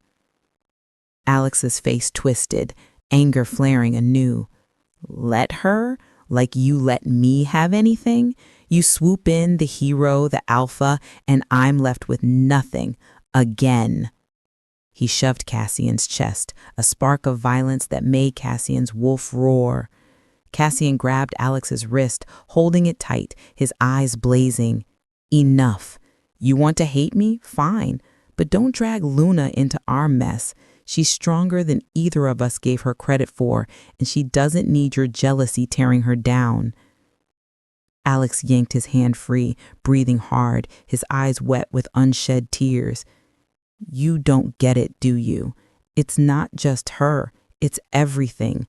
I'll never be you, Cass. He turned, shoulders hunched, and disappeared into the night, leaving Cassian standing alone, the weight of their broken bond heavier than the rogue threat. His wolf whined, torn between duty and the ache of family lost. Luna's face flashed in his mind, her strength, her fire. Whatever came next, he'd fight for her and for the pack. But the scars of his past with Alex would take longer to heal. Chapter 18. The camp was quiet under the midday sun, a rare lull in the constant hum of training and preparations. I sat cross-legged in my small cabin, my journal open on my lap, the familiar scratch of my pen against paper a lifeline to my tangled thoughts. The rogue attack, the traitor shadow, and the heated words between Cassian and Alex, it all swirled in my mind, but one truth burned brighter than the rest. My wolf's unwavering certainty that Cassian was my mate. The thought sent a shiver through me, equal parts thrill and terror, as I put it to paper, hoping to make sense of it. Day 89, I wrote, my hand trembling slightly. My wolf won't let me ignore it anymore. Every time Cassian's near, she hums, like she's known him forever. That moment by the river, his hand brushing mine, his eyes seeing me, not the orphan, not Alex's ex, but me, it felt like home. But how can I trust it? After Alex, I swore I'd never let anyone in again. Losing him hurt, but losing Cassian? That would break me. He's the alpha, carrying the pack's weight, and I'm, what? A girl with no family, no status, fighting to prove I belong? Yet my wolf keeps whispering, he's ours, and I'm starting to believe her. I paused, my pen hovering, my heart racing. The words felt like a confession, a secret too big for the page. My wolf stirred, her presence warm and insistent. You know it's true, she said, her voice steady. He's your mate. Stop fighting it. I wanted to argue, to cling to the fear that had kept me guarded since Alex's betrayal, but her certainty was unshakable. Cassian's quiet encouragement, his pride in me after the rogue battle, the way he'd stood up to Alex, it all chipped away at my walls. But the elders' doubts, Seraphina's glares, and my own insecurities loomed large. What if I wasn't enough? A knock on the door jolted me, and I snapped the journal shut, my cheeks flushing as if caught in a crime. Tessa poked her head in, her auburn braids swinging, her grin as infectious as ever. "Caught you brooding again," she teased, flopping onto my bed. "What's in that journal? More mooning over our fearless alpha?" Her eyes sparkled with mischief, but there was a softness there, an invitation to spill. I sighed, clutching the journal to my chest. "Tessa, I need to tell you something." My voice was barely a whisper, but she sat up, her grin fading to concern. "What's up, Luna? You look like you're about to confess to stealing Elder Mara's cookies." I laughed despite myself, then took a deep breath. "My wolf. She's sure Cassian's my mate." The words hung in the air, raw and vulnerable. Tessa's eyes widened, but she didn't interrupt. "It's been building, the way he makes me feel, the way my wolf reacts. But I'm scared, Tess. After Alex, I don't know if I can trust my heart. And the pack, the elders, they'll never accept me as his mate. I'm nobody." Tessa reached for my hand, squeezing it tight. "First, you're not nobody. You're Luna, the badass who saved our wolves from rogues, who's teaching our pups to fight. Second, I've seen how Cassian looks at you, like you're the only one in the room. He's not Alex, Luna. He's steady, loyal, and yeah, maybe a little broody, but he's worth the risk." She grinned, nudging me. "And your wolf? She's not wrong about this stuff. If she says he's your mate, listen to her." I swallowed, her words sinking in, easing the knot in my chest. What if I mess it up? What if the pack rejects me? Tessa's expression softened, but her voice was firm. "The pack follows Cassian, and he's already chosen you, even if he hasn't said it yet. As for messing up, you won't. You're stronger than you think, and I've got your back." She winked, pulling me into a quick hug. I hugged her back, my wolf humming with gratitude. Tessa's belief in me, in us, was a lifeline. Maybe I wasn't ready to tell Cassian everything, but for the first time, I let myself hope that my wolf was right and that I could be brave enough to claim the mate she'd chosen. Chapter 19. The forest was a maze of shadows, the moon barely piercing the canopy as I slipped away from the camp, needing the quiet to clear my head. The weight of my wolf's certainty about Cassian, the traitor's shadow, and the pack's mounting tension had left me restless. My boots crunched softly on the pine needles, my breath misting in the chilly air. The clearing, my sanctuary, beckoned, but as I neared it, a sharp scent hit me, smoke, acrid and unnatural. My wolf bristled, her growl low in my mind. Something was wrong. A figure stepped into the moonlight, her auburn hair gleaming like a warning. Seraphina. Her elegant posture was gone, replaced by a predatory stance, her eyes glinting with malice. In her hand, she held a lit torch, its flames licking the air, casting jagged shadows. My heart thudded, but I squared my shoulders, refusing to flinch. "Seraphina," I said, my voice steady, despite the unease coiling in my gut. "What are you doing out here?" Her lips curled into a smile, cold and venomous. "You've been a problem, Luna," she said, her voice low, dripping with disdain. "No lineage, no status, yet you think you can waltz in and take what's mine. Cassian was meant for me. My family's legacy demands it. But you're in the way." She stepped closer, the torch's heat brushing my skin, and my wolf snarled, claws itching to emerge. I held my ground, my eyes narrowing. "This isn't about Cassian, is it? It's about you, your pride, your need to control everything. I'm not trying to take anything from you." But her words stung. echoing my own fears about not belonging, about not being enough for the pack or for him. Seraphina laughed, a sharp, bitter sound. Don't play innocent. I've seen the way he looks at you, the way the pack rallies around you. You're a threat, and I'm done with subtle. She thrust the torch forward, and I dodged, the flames grazing my sleeve. My wolf surged, but I held her back, knowing a fight here could end badly. You're the traitor, I realized, the pieces clicking, her notes to the elders, the rogue attacks that always seem to know too much. You've been feeding them information. Her smile didn't waver. Clever girl. The rogues were a means to an end. Discredit you, weaken Cassian's trust in his own judgment. But you just keep surviving. She swung the torch again, and this time she flung it to the ground, where dry leaves cut instantly, flames spreading in a hungry arc. The forest crackled, smoke stinging my eyes as I backed away, my wolf roaring to shift. You're insane, I spat, coughing as the fire grew, cutting off my path to the clearing. You'll burn the whole forest down. But Seraphina advanced, her own wolf gleaming in her eyes, claws extending as she shifted part way. If it takes you with it, so be it, she growled, lunging. I shifted in a heartbeat, my wolf taking over, meeting her midair. We crashed to the ground, claws and teeth flashing as the flames roared closer. She was strong, trained, but my wolf was fueled by survival, by the pack I'd fought for, by the bond with Cassian I wasn't ready to lose. I snapped at her shoulder, drawing blood, and she yelped, slashing at my flank.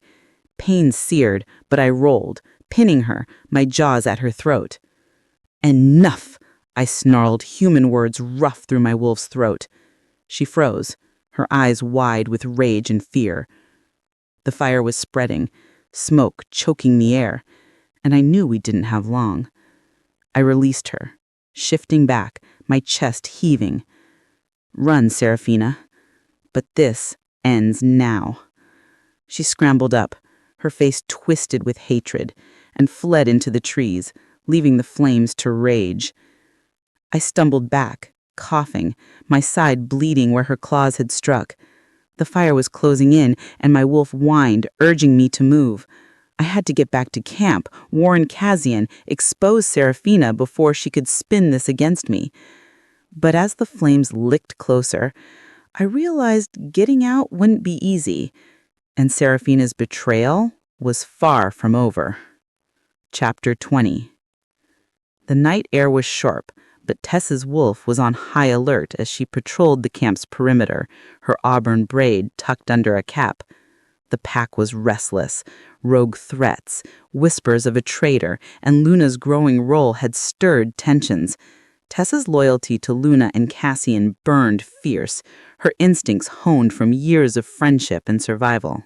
She'd been pushing Luna to face her feelings for Cassian, but tonight something else gnawed at her, a prickling sense of danger, like a storm brewing beyond the trees. A faint glow flickered in the distance, unnatural against the dark forest. Tessa froze, her nose catching the acrid bite of smoke. Fire. Her heart lurched, and her wolf growled, senses screaming. The forest was dry, primed to burn, and a fire this close to camp was no accident. She sprinted toward the source, her boots pounding the earth, her mind racing. Luna had slipped away earlier, needing space, and Tessa had let her go, trusting her to stay close. Now, dread coiled in her gut. Luna. The clearing came into view, flames licking up the trees, a wall of heat and smoke choking the air. Tessa's eyes darted, searching, and then she saw her. Luna, stumbling through the haze, her face smudged with soot, blood seeping from a gash on her side. "Luna!" Tessa shouted, her voice raw as she pushed through the smoke. Luna's head snapped up, her eyes wide with relief and fear. "Tessa, it's Seraphina. She started this." Luna coughed, swaying, and Tessa caught her arm, steadying her. Seraphina!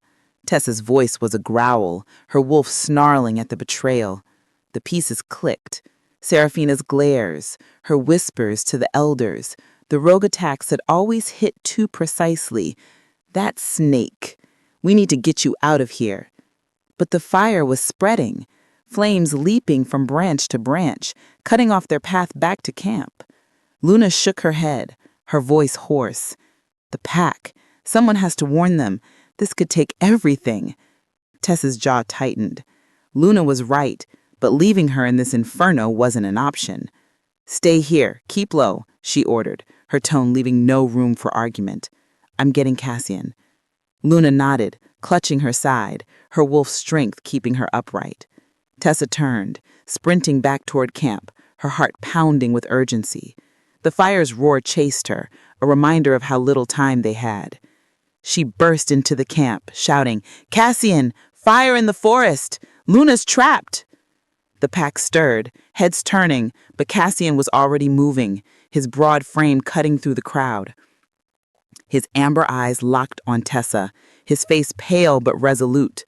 Where? He demanded, his voice a low growl, his wolf close to the surface.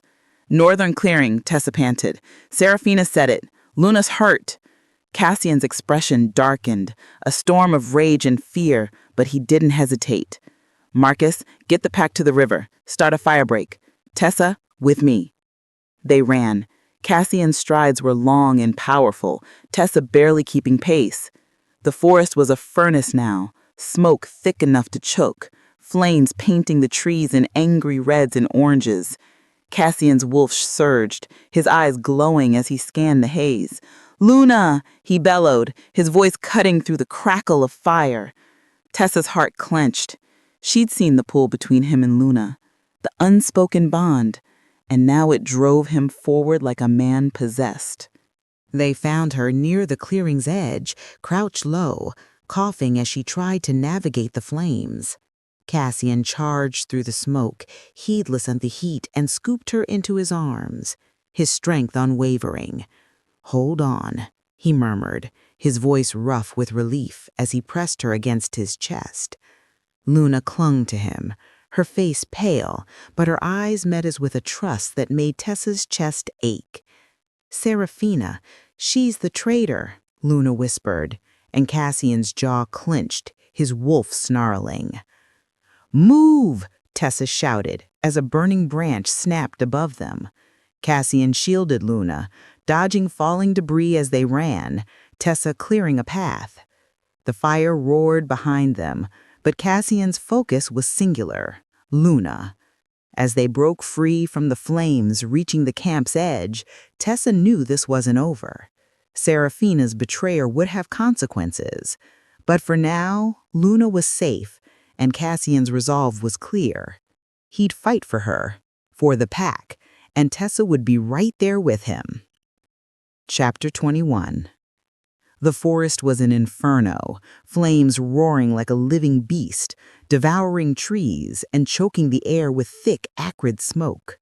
Cassian sprinted through the chaos, his heart pounding, Luna's name a mantra in his mind.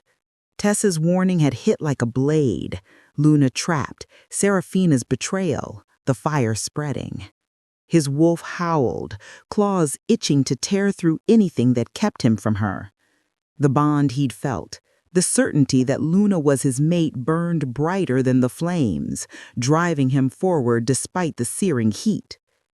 He spotted her through the haze, crouched near the clearing's edge, her face smudged with soot, blood seeping from a gash on her side. "Luna!" he roared, his voice cutting through the fire's roar.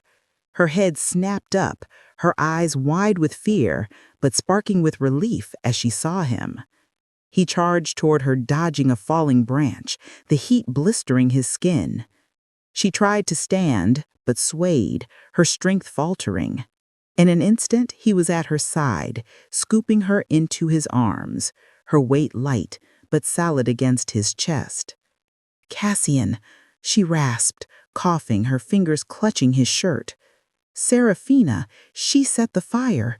She's the traitor." Her words were a knife, confirming the betrayal he'd suspected but hadn't wanted to believe. His wolf snarled, rage flaring, but his focus was Luna, keeping her safe, getting her out. "I've got you," he said, his voice rough with urgency. "Hold on." He pressed her closer, shielding her from the heat as he scanned for a path through the flames.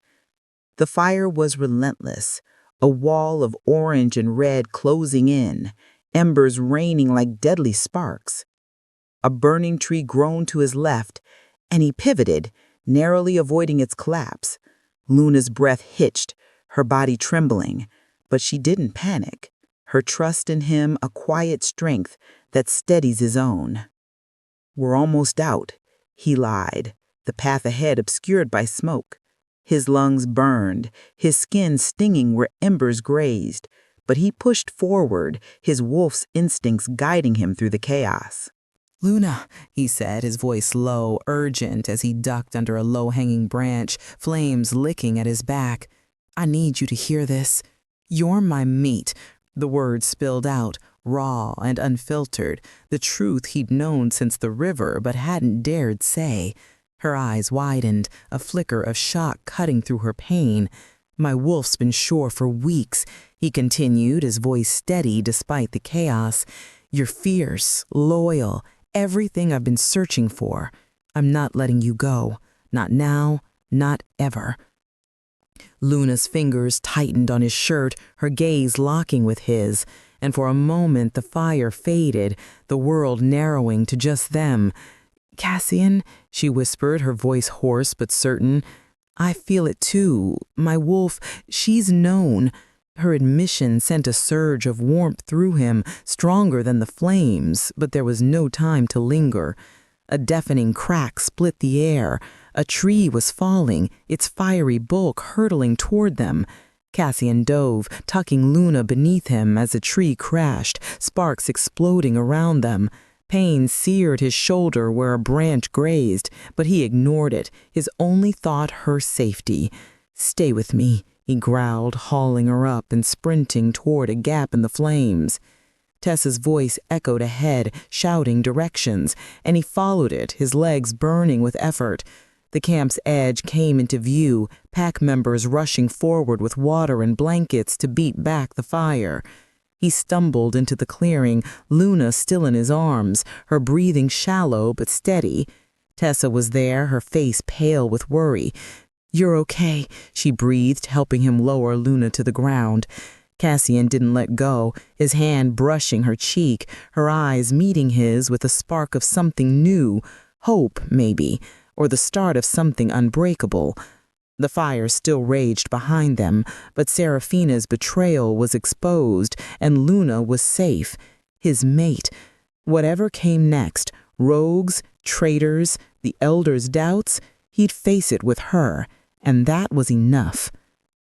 Chapter 22.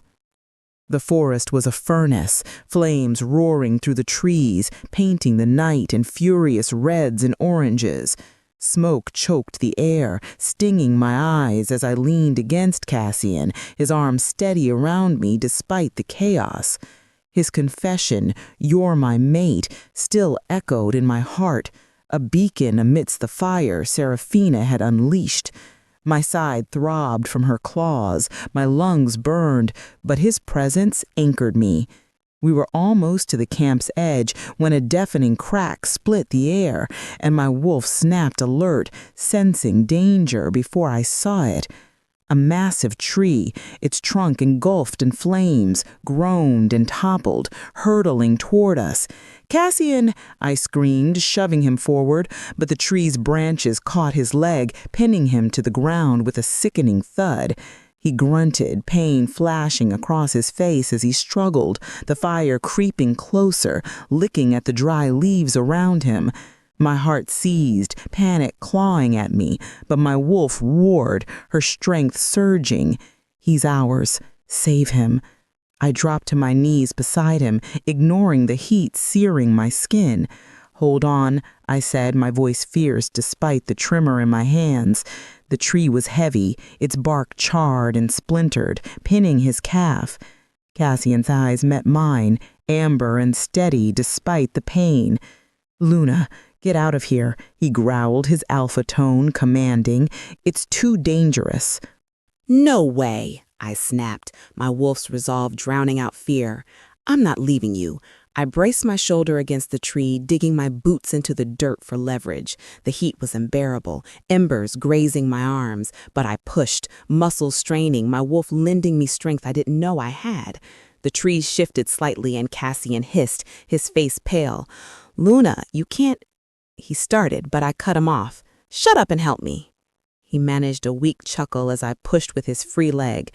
The tree budged, just enough, and I yanked his leg free, ignoring the blood soaking his pant leg. "Can you stand?" I asked, my voice rough with smoke and desperation. He nodded, but his weight sagged as he tried, his injury worse than he'd let on. The fire was closing in, a wall of flames blocking our path, and I knew we had no time. I slipped under his arm, taking his weight, my smaller frame straining but steady. "Lean on me," I said, my wolf strength surging, fueled by the bond we just acknowledged. Cassian hesitated, his pride warring with necessity, but he relented, his arm tightening around my shoulders. "You're stubborn," he muttered, a faint smile breaking through the pain. "You're welcome," I shot back, half dragging, half carrying him through the smoke. My lungs screamed, my side burned, but I focused on his heartbeat, strong and steady against me. The camp's edge was close, silhouettes of pack members visible through the haze, shouting and hauling water to fight the fire. Tessa's voice rang out, sharp with worry. "Luna! Cassian!" I pushed forward, dodging a falling branch, my legs shaking but refusing to give out. Cassian's weight was heavy, but my wolf growled, "He's ours. We don't fail." I stumbled, coughing, but kept moving, driven by something deeper than instinct. Love, maybe, or the fierce need to protect what mattered. "Almost there," I gasped, my voice barely audible over the fire's roar. We broke through the tree line, collapsing into the arms of waiting pack members. Tessa rushed forward, her face pale as she helped lower Cassian to the ground.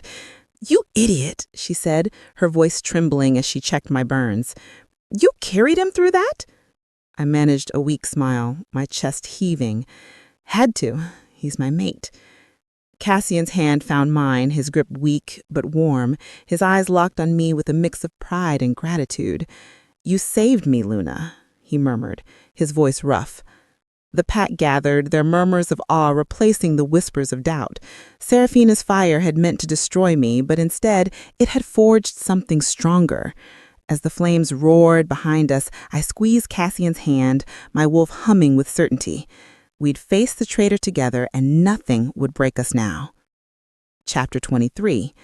The camp was a somber gathering, under the pale morning sky, the air heavy with the scent of charred wood and damp earth from the fire that had nearly consumed the forest. The pack stood in a loose circle around the central fire pit, their faces a mix of shock, anger, and resolute. I stood near Cassian, my burns bandaged, my side aching, but my spine straight. His leg was wrapped, his weight leaning on a makeshift crutch, but his presence was as commanding as ever, his amber eyes fierce as he addressed the pack. My wolf hummed, steady in his warmth, the mate bond a quiet strength after last night's chaos. Cassian's voice carried, firm and unyielding. "Last night, we faced a betrayal from within.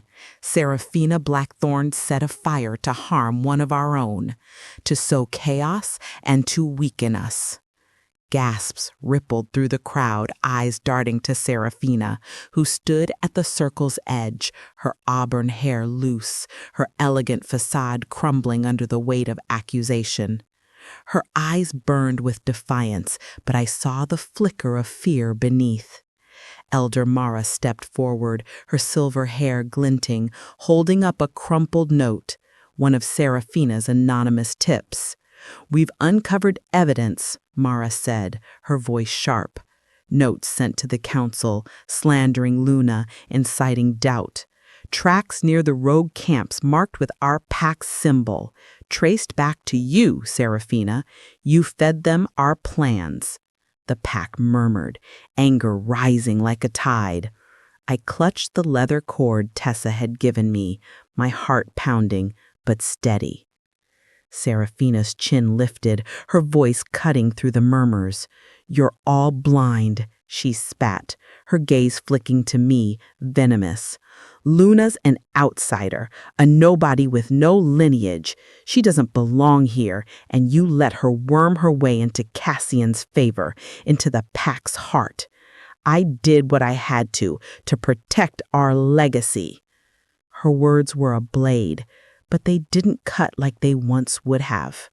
I'd saved Cassian, fought for the pack, and their respect was a shield I hadn't had before. Cassian's growl silenced the crowd, his eyes blazing. You betrayed us, Seraphina. Your jealousy endangered lives, nearly killed Luna, and weakened our defenses. Legacy doesn't excuse treason. He stepped forward, his crutch barely slowing him, his authority absolute. You're exiled. Leave by nightfall or face the pack's judgment. The pack roared in agreement, their voices a chorus of fury. Tessa, beside me, squeezed my hand, her eyes fierce with pride. She's done, she whispered. Seraphina's face paled, her composure cracking as she scanned the crowd, finding no allies. Even Elder Torin, who'd once favored her, looked away, his expression grim. Her betrayal had burned away any goodwill her bloodline once bought. Luna, said Cassian, turning to me, his voice softening, but loud enough for all to hear. You've proven your loyalty, your strength. You saved me, saved our wolves. You're one of us. His words hit deep, mending the cracks Alex's betrayal and my parents' loss had left. The pack cheered, their voices washing over me, and for the first time, I felt truly seen, not as an orphan, but as a wolf who belonged. Seraphina's eyes met mine, her hatred a dying ember. This isn't over, she hissed, but her voice was drowned by the pack's resolve. She turned, shoulders hunched, and slipped into the crowd, her exile a quiet end to her reign of envy. As she vanished, I felt Cassian's hand brush mine, a silent promise. My wolf hummed, certain of our bond, and I squeezed back, the weight of my past lifting. The pack was united, Seraphina's schemes undone. But the rogue threat still loomed. I glanced at Cassian, his face etched with determination, and knew we'd face it together, stronger than ever. Chapter 24. The lodge was hushed, its heavy oak beams casting long shadows in the flickering lamplight. The elders sat around the polished table, their faces a mix of skepticism and curiosity, their eyes fixed on me as I stood before them. My heart pounded, but my wolf stood firm within me, her presence a steady hum of courage. Cassian stood at my side, his bandaged leg and crutch not diminishing his commanding aura. The fire, Seraphina's betrayal, and the rogue threat had brought us here to a moment I hadn't anticipated, where I, Luna, the orphan with no lineage, would face the pack's gatekeepers to claim my place as Cassian's mate. Elder Mara, her silver hair pulled tight, spoke first, her voice sharp but measured.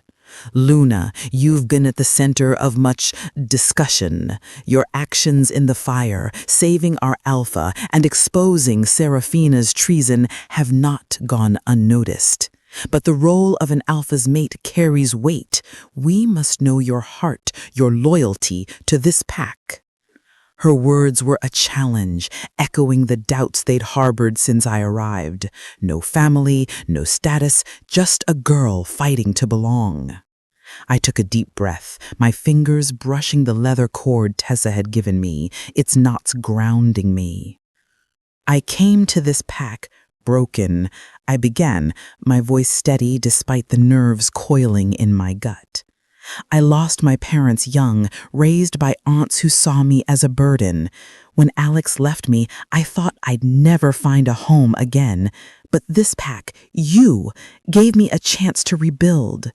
I've trained your young warriors, fought rogues beside them, and when Seraphina set that fire, I didn't just save Cassian because he's my mate. I saved him because he's our alpha, because this pack is my family now. The elders leaned forward, their expressions softening but still guarded. Elder Torin, his scarred face stern, asked, "And what of your past? Your lack of lineage raises questions. An alpha's mate must unite us, not divide." His tone wasn't cruel, but it carried the weight of tradition, the same tradition Seraphina had wielded against me. My wolf growled softly, but I kept my gaze steady. "Lineage doesn't make loyalty," I said, my voice firm. "I've bled for this pack, risked my life for it.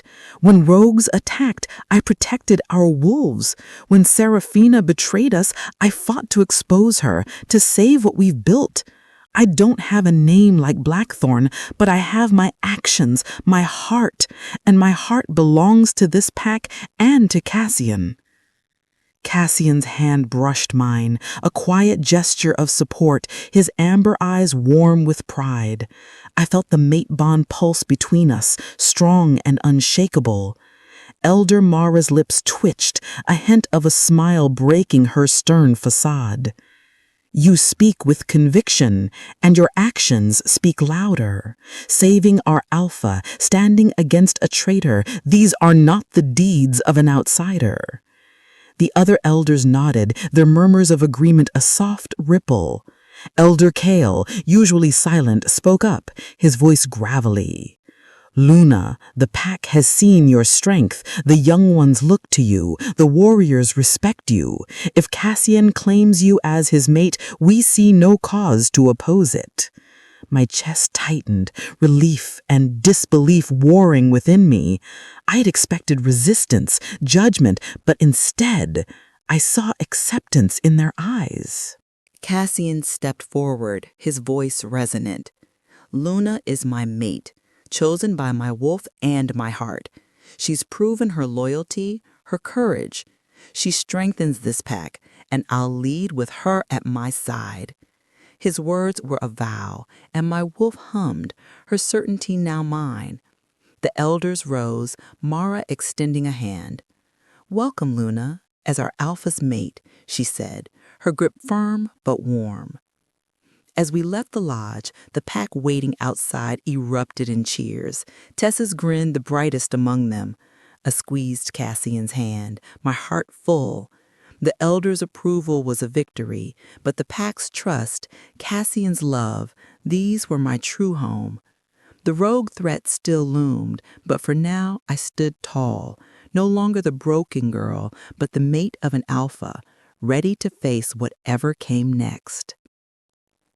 The night sky stretched over the pack's camp like a velvet canopy, stars twinkling with a clarity that felt almost defiant after the chaos of the fire, Seraphina's exile, and the elders' approval. I stood at the edge of the camp, my boots sinking into the soft earth, the cool air a balm against my bandaged burns. My wolf was calm, a steady hum in my chest, her certainty about Cassian, my mate, now mirrored in my heart. The elders' acceptance had lifted a weight, but it was Cassian's unwavering presence that made me feel whole. He found me near the river's bend, where the water whispered over smooth stones, reflecting the starlight.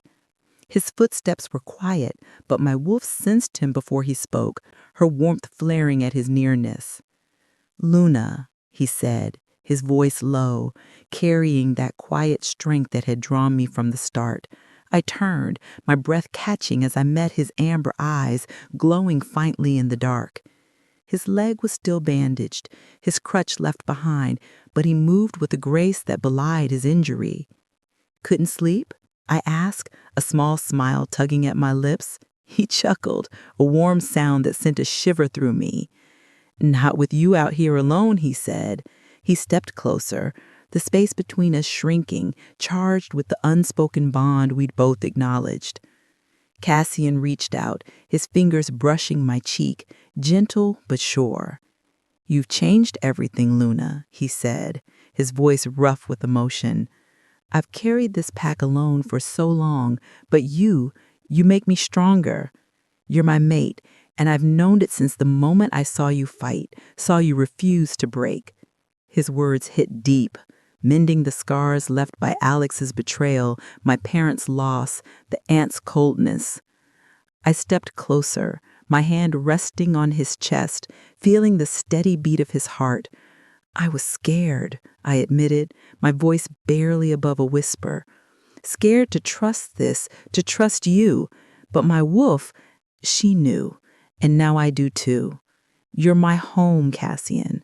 My wolf hummed, her certainty a warm pulse, and I let go of the fear that had held me back. His eyes softened, a spark of wonder breaking through his alpha's resolve. Slowly he leaned down, his breath warm against my lips. "Luna," he murmured, a question and a promise. I closed the gap, rising on my toes, and our lips met in a kiss that felt like starlight. Soft at first, then deepening, a surge of warmth and connection that drowned out the world. His hands cupped my face, gentle despite his strength, and I melted into him, my fingers curling into his shirt. The mate bond flared, bright and unbreakable, sealing us together under the endless sky. The kiss broke, but we didn't pull away, our foreheads touching, breaths mingling. "I love you," he said, the words raw, unguarded.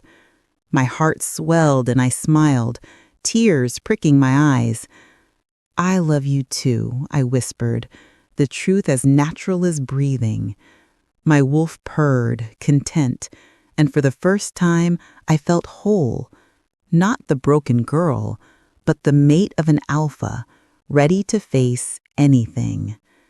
The stars above seemed to shine brighter, witnesses to a bond forged through fire and betrayal. The rogue threat still lingered, but in this moment it didn't matter. Cassian's hand found mine, his fingers lacing through, and we stood there, wrapped in each other and the night. Whatever came next, we'd face it together, our love a strength neither rogues nor doubt could break. Chapter 26. The camp thrummed with purpose under a slate-gray sky, the air sharp with the scent of steel and sweat as the pack prepared for the inevitable rogue confrontation. Dawn had barely broken, but every wolf was in motion, sharpening blades, reinforcing barriers, and drilling in tight formations. I stood at the edge of the training grounds, my burns and wounds from the fire now just faint aches, my resolve hardened by the mate bond with Cassian and the pack's newfound trust. My wolf hummed, steady and fierce, ready to lead alongside my mate and my best friend, Tessa. Cassian called the pack to the central clearing, his broad frame commanding attention despite the faint limp from his injury. His amber eyes met mine, a spark of pride and love passing between us, grounding me as I stepped forward to stand at his side. Tessa flanked me, her auburn braids swinging, her grin a mix of mischief and determination. "All right, Luna," she murmured, nudging my shoulder. "Time to show these rogues who's boss." I flashed her a small smile, my nerves steadied by her unwavering support. Cassian's voice rang out clear and authoritative. "The rogues are massing near the eastern ridge, organized, armed, and ready to strike. We've rooted out the traitor, but they're still a threat. Today, we end this." His gaze swept the pack, lingering on me for a heartbeat. Luna will lead the primary defense team with Tessa. Marcus, you'll take the flank. We move at dusk." Murmurs of approval rippled through the pack, no trace of the doubt that once shadowed my name. The elders' approval and my actions in the fire had silenced the whispers, and now, as Cassian's mate, I was no longer the outsider. I felt the weight of their trust, heavy but empowering, and my wolf stood tall within me, ready to prove it wasn't misplaced. I turned to my team, a mix of young warriors I'd trained and seasoned fighters. "We hold the line at the ridge," I said, my voice firm, carrying the confidence I'd fought to reclaim. "Stay tight, watch each other's backs. Rogues fight dirty, but we're smarter, stronger. We protect our home." Eli and Lila, now more skilled thanks to weeks of drills, nodded eagerly, their eyes bright with trust. I caught Tessa's wink, her pride clear, and my heart swelled. This was my family now, and I'd fight for them. We spent the day preparing, mapping routes, checking weapons, and running final drills. I moved among the warriors, correcting stances, offering encouragement, my wolf's instincts guiding me. Tessa worked beside me, her energy infectious as she rallied the younger wolves, her jokes cutting through the tension. "Don't let Luna outshine you, Eli," she teased, ruffling his hair. He grinned, but his focus was sharp, a testament to our training. Cassian joined us mid-afternoon, his presence a steady anchor. "You're a natural," he said quietly, his hand brushing mine as we reviewed the ridge's defenses. "The pack sees it. I see it." His words warmed me, but I met his gaze with a determined nod. "We'll keep them safe," I promised, the mate bond pulsing between us, a shared strength that felt unbreakable. As dusk fell, the pack gathered, faces set with resolve. I stood with Cassian and Tessa, my heart steady despite the coming fight. The rogues had taken too much, our peace, our safety, but they wouldn't take our home. I glanced at Cassian, his jaw set, his eyes fierce with love and determination. Tessa squeezed my hand, her grin fierce. "Let's do this, Luna," she said. I nodded, my wolf ready, my place as a leader cemented. The rogues were coming, but we were ready. Together, as a pack, as a family, we'd face them and win. Chapter 27. The Eastern Ridge was a battlefield scarred by the night's clash, the air heavy with the scent of blood and earth, but the dawn broke with a quiet promise of peace. The rogues were defeated, their organized threat shattered by the pack's unity, my leadership alongside Cassian and Tessa proving stronger than their numbers. I stood atop the ridge, my breath misting in the cool morning air, my burns and wounds now badges of survival. Cassian was at my side, his hand warm in mine, the mate bond a steady pulse that anchored me. Tessa leaned against a nearby tree, her auburn braid frayed, but her grin as fierce as ever. Her presence a reminder of the family I'd found. The pack gathered below, their faces weary but proud. Eli and Lila, now battle-tested, stood among the warriors, their confidence a testament to our training. My wolf hummed, content, her certainty in our place here unshakable. The fire, Seraphina's betrayal, the elders' doubts, they'd forged us into something stronger, a pack bound not just by blood, but by loyalty and love. I looked at Cassian, his amber eyes reflecting the rising sun, and felt a swell of gratitude.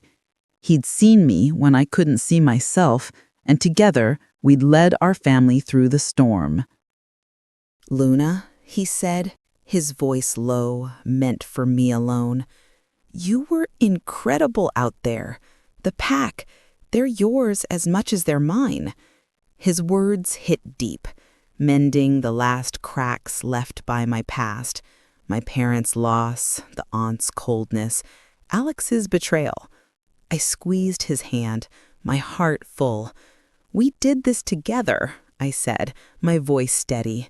You, me, Tessa, the pack. We're a family now. Tessa joined us, slinging an arm around my shoulders. Damn right we are, she said, her grin softening into something warm. You stepped up, Luna, from orphan to alpha's mate to kicking rogue ass. Not bad for a girl who thought she didn't belong. I laughed, the sound light despite the ache in my muscles, and pulled her into a hug. She'd been my rock, her meddling and loyalty pulling me through the darkest days. As the pack began to disperse, tending to the wounded and clearing the battlefield, I looked out over the ridge, the forest stretching endless before us. The rogues were gone, but I knew this wasn't the end. Other threats would come, new rogues, rival packs, or challenges we couldn't yet name. But we were ready. The pack was stronger, united by the trials we had faced, and I was no longer the broken girl who'd wandered into their midst. I was Luna, Cassian late, a leader, a sister, a wolf who had found her home. Cassian pulled me close, his lips brushing my forehead. Whatever comes next, we face it together, he murmured, his voice a vow. I nodded, my wolf purring with certainty. The future was uncertain, but with Cassian, Tessa, and the pack at my side, I felt a hope that burned brighter than any fire. We'd build something lasting, a legacy not of bloodlines, but of love and strength. The sun climbed higher, bathing the ridge in golden light, and I smiled, my heart light. The story of our pack was far from over. New battles, new bonds, and new challenges awaited, just beyond the horizon. But for now, we stood together, a family forged in fire, ready for whatever came next. Hey, amazing readers, wasn't that an epic finale? Luna's journey from heartbreak to heroism, Cassian's unwavering love, and Tessa's fierce loyalty. Hope you loved it as much as we did. Want more thrilling tales of love, betrayal, and pack battles? Like, share, and subscribe to our YouTube channel for more stories that will keep you on the edge of your seat. Drop a comment below. Tell us your favorite moment or what you want to see next. Let's build this pack together. Hit that subscribe button and join the adventure.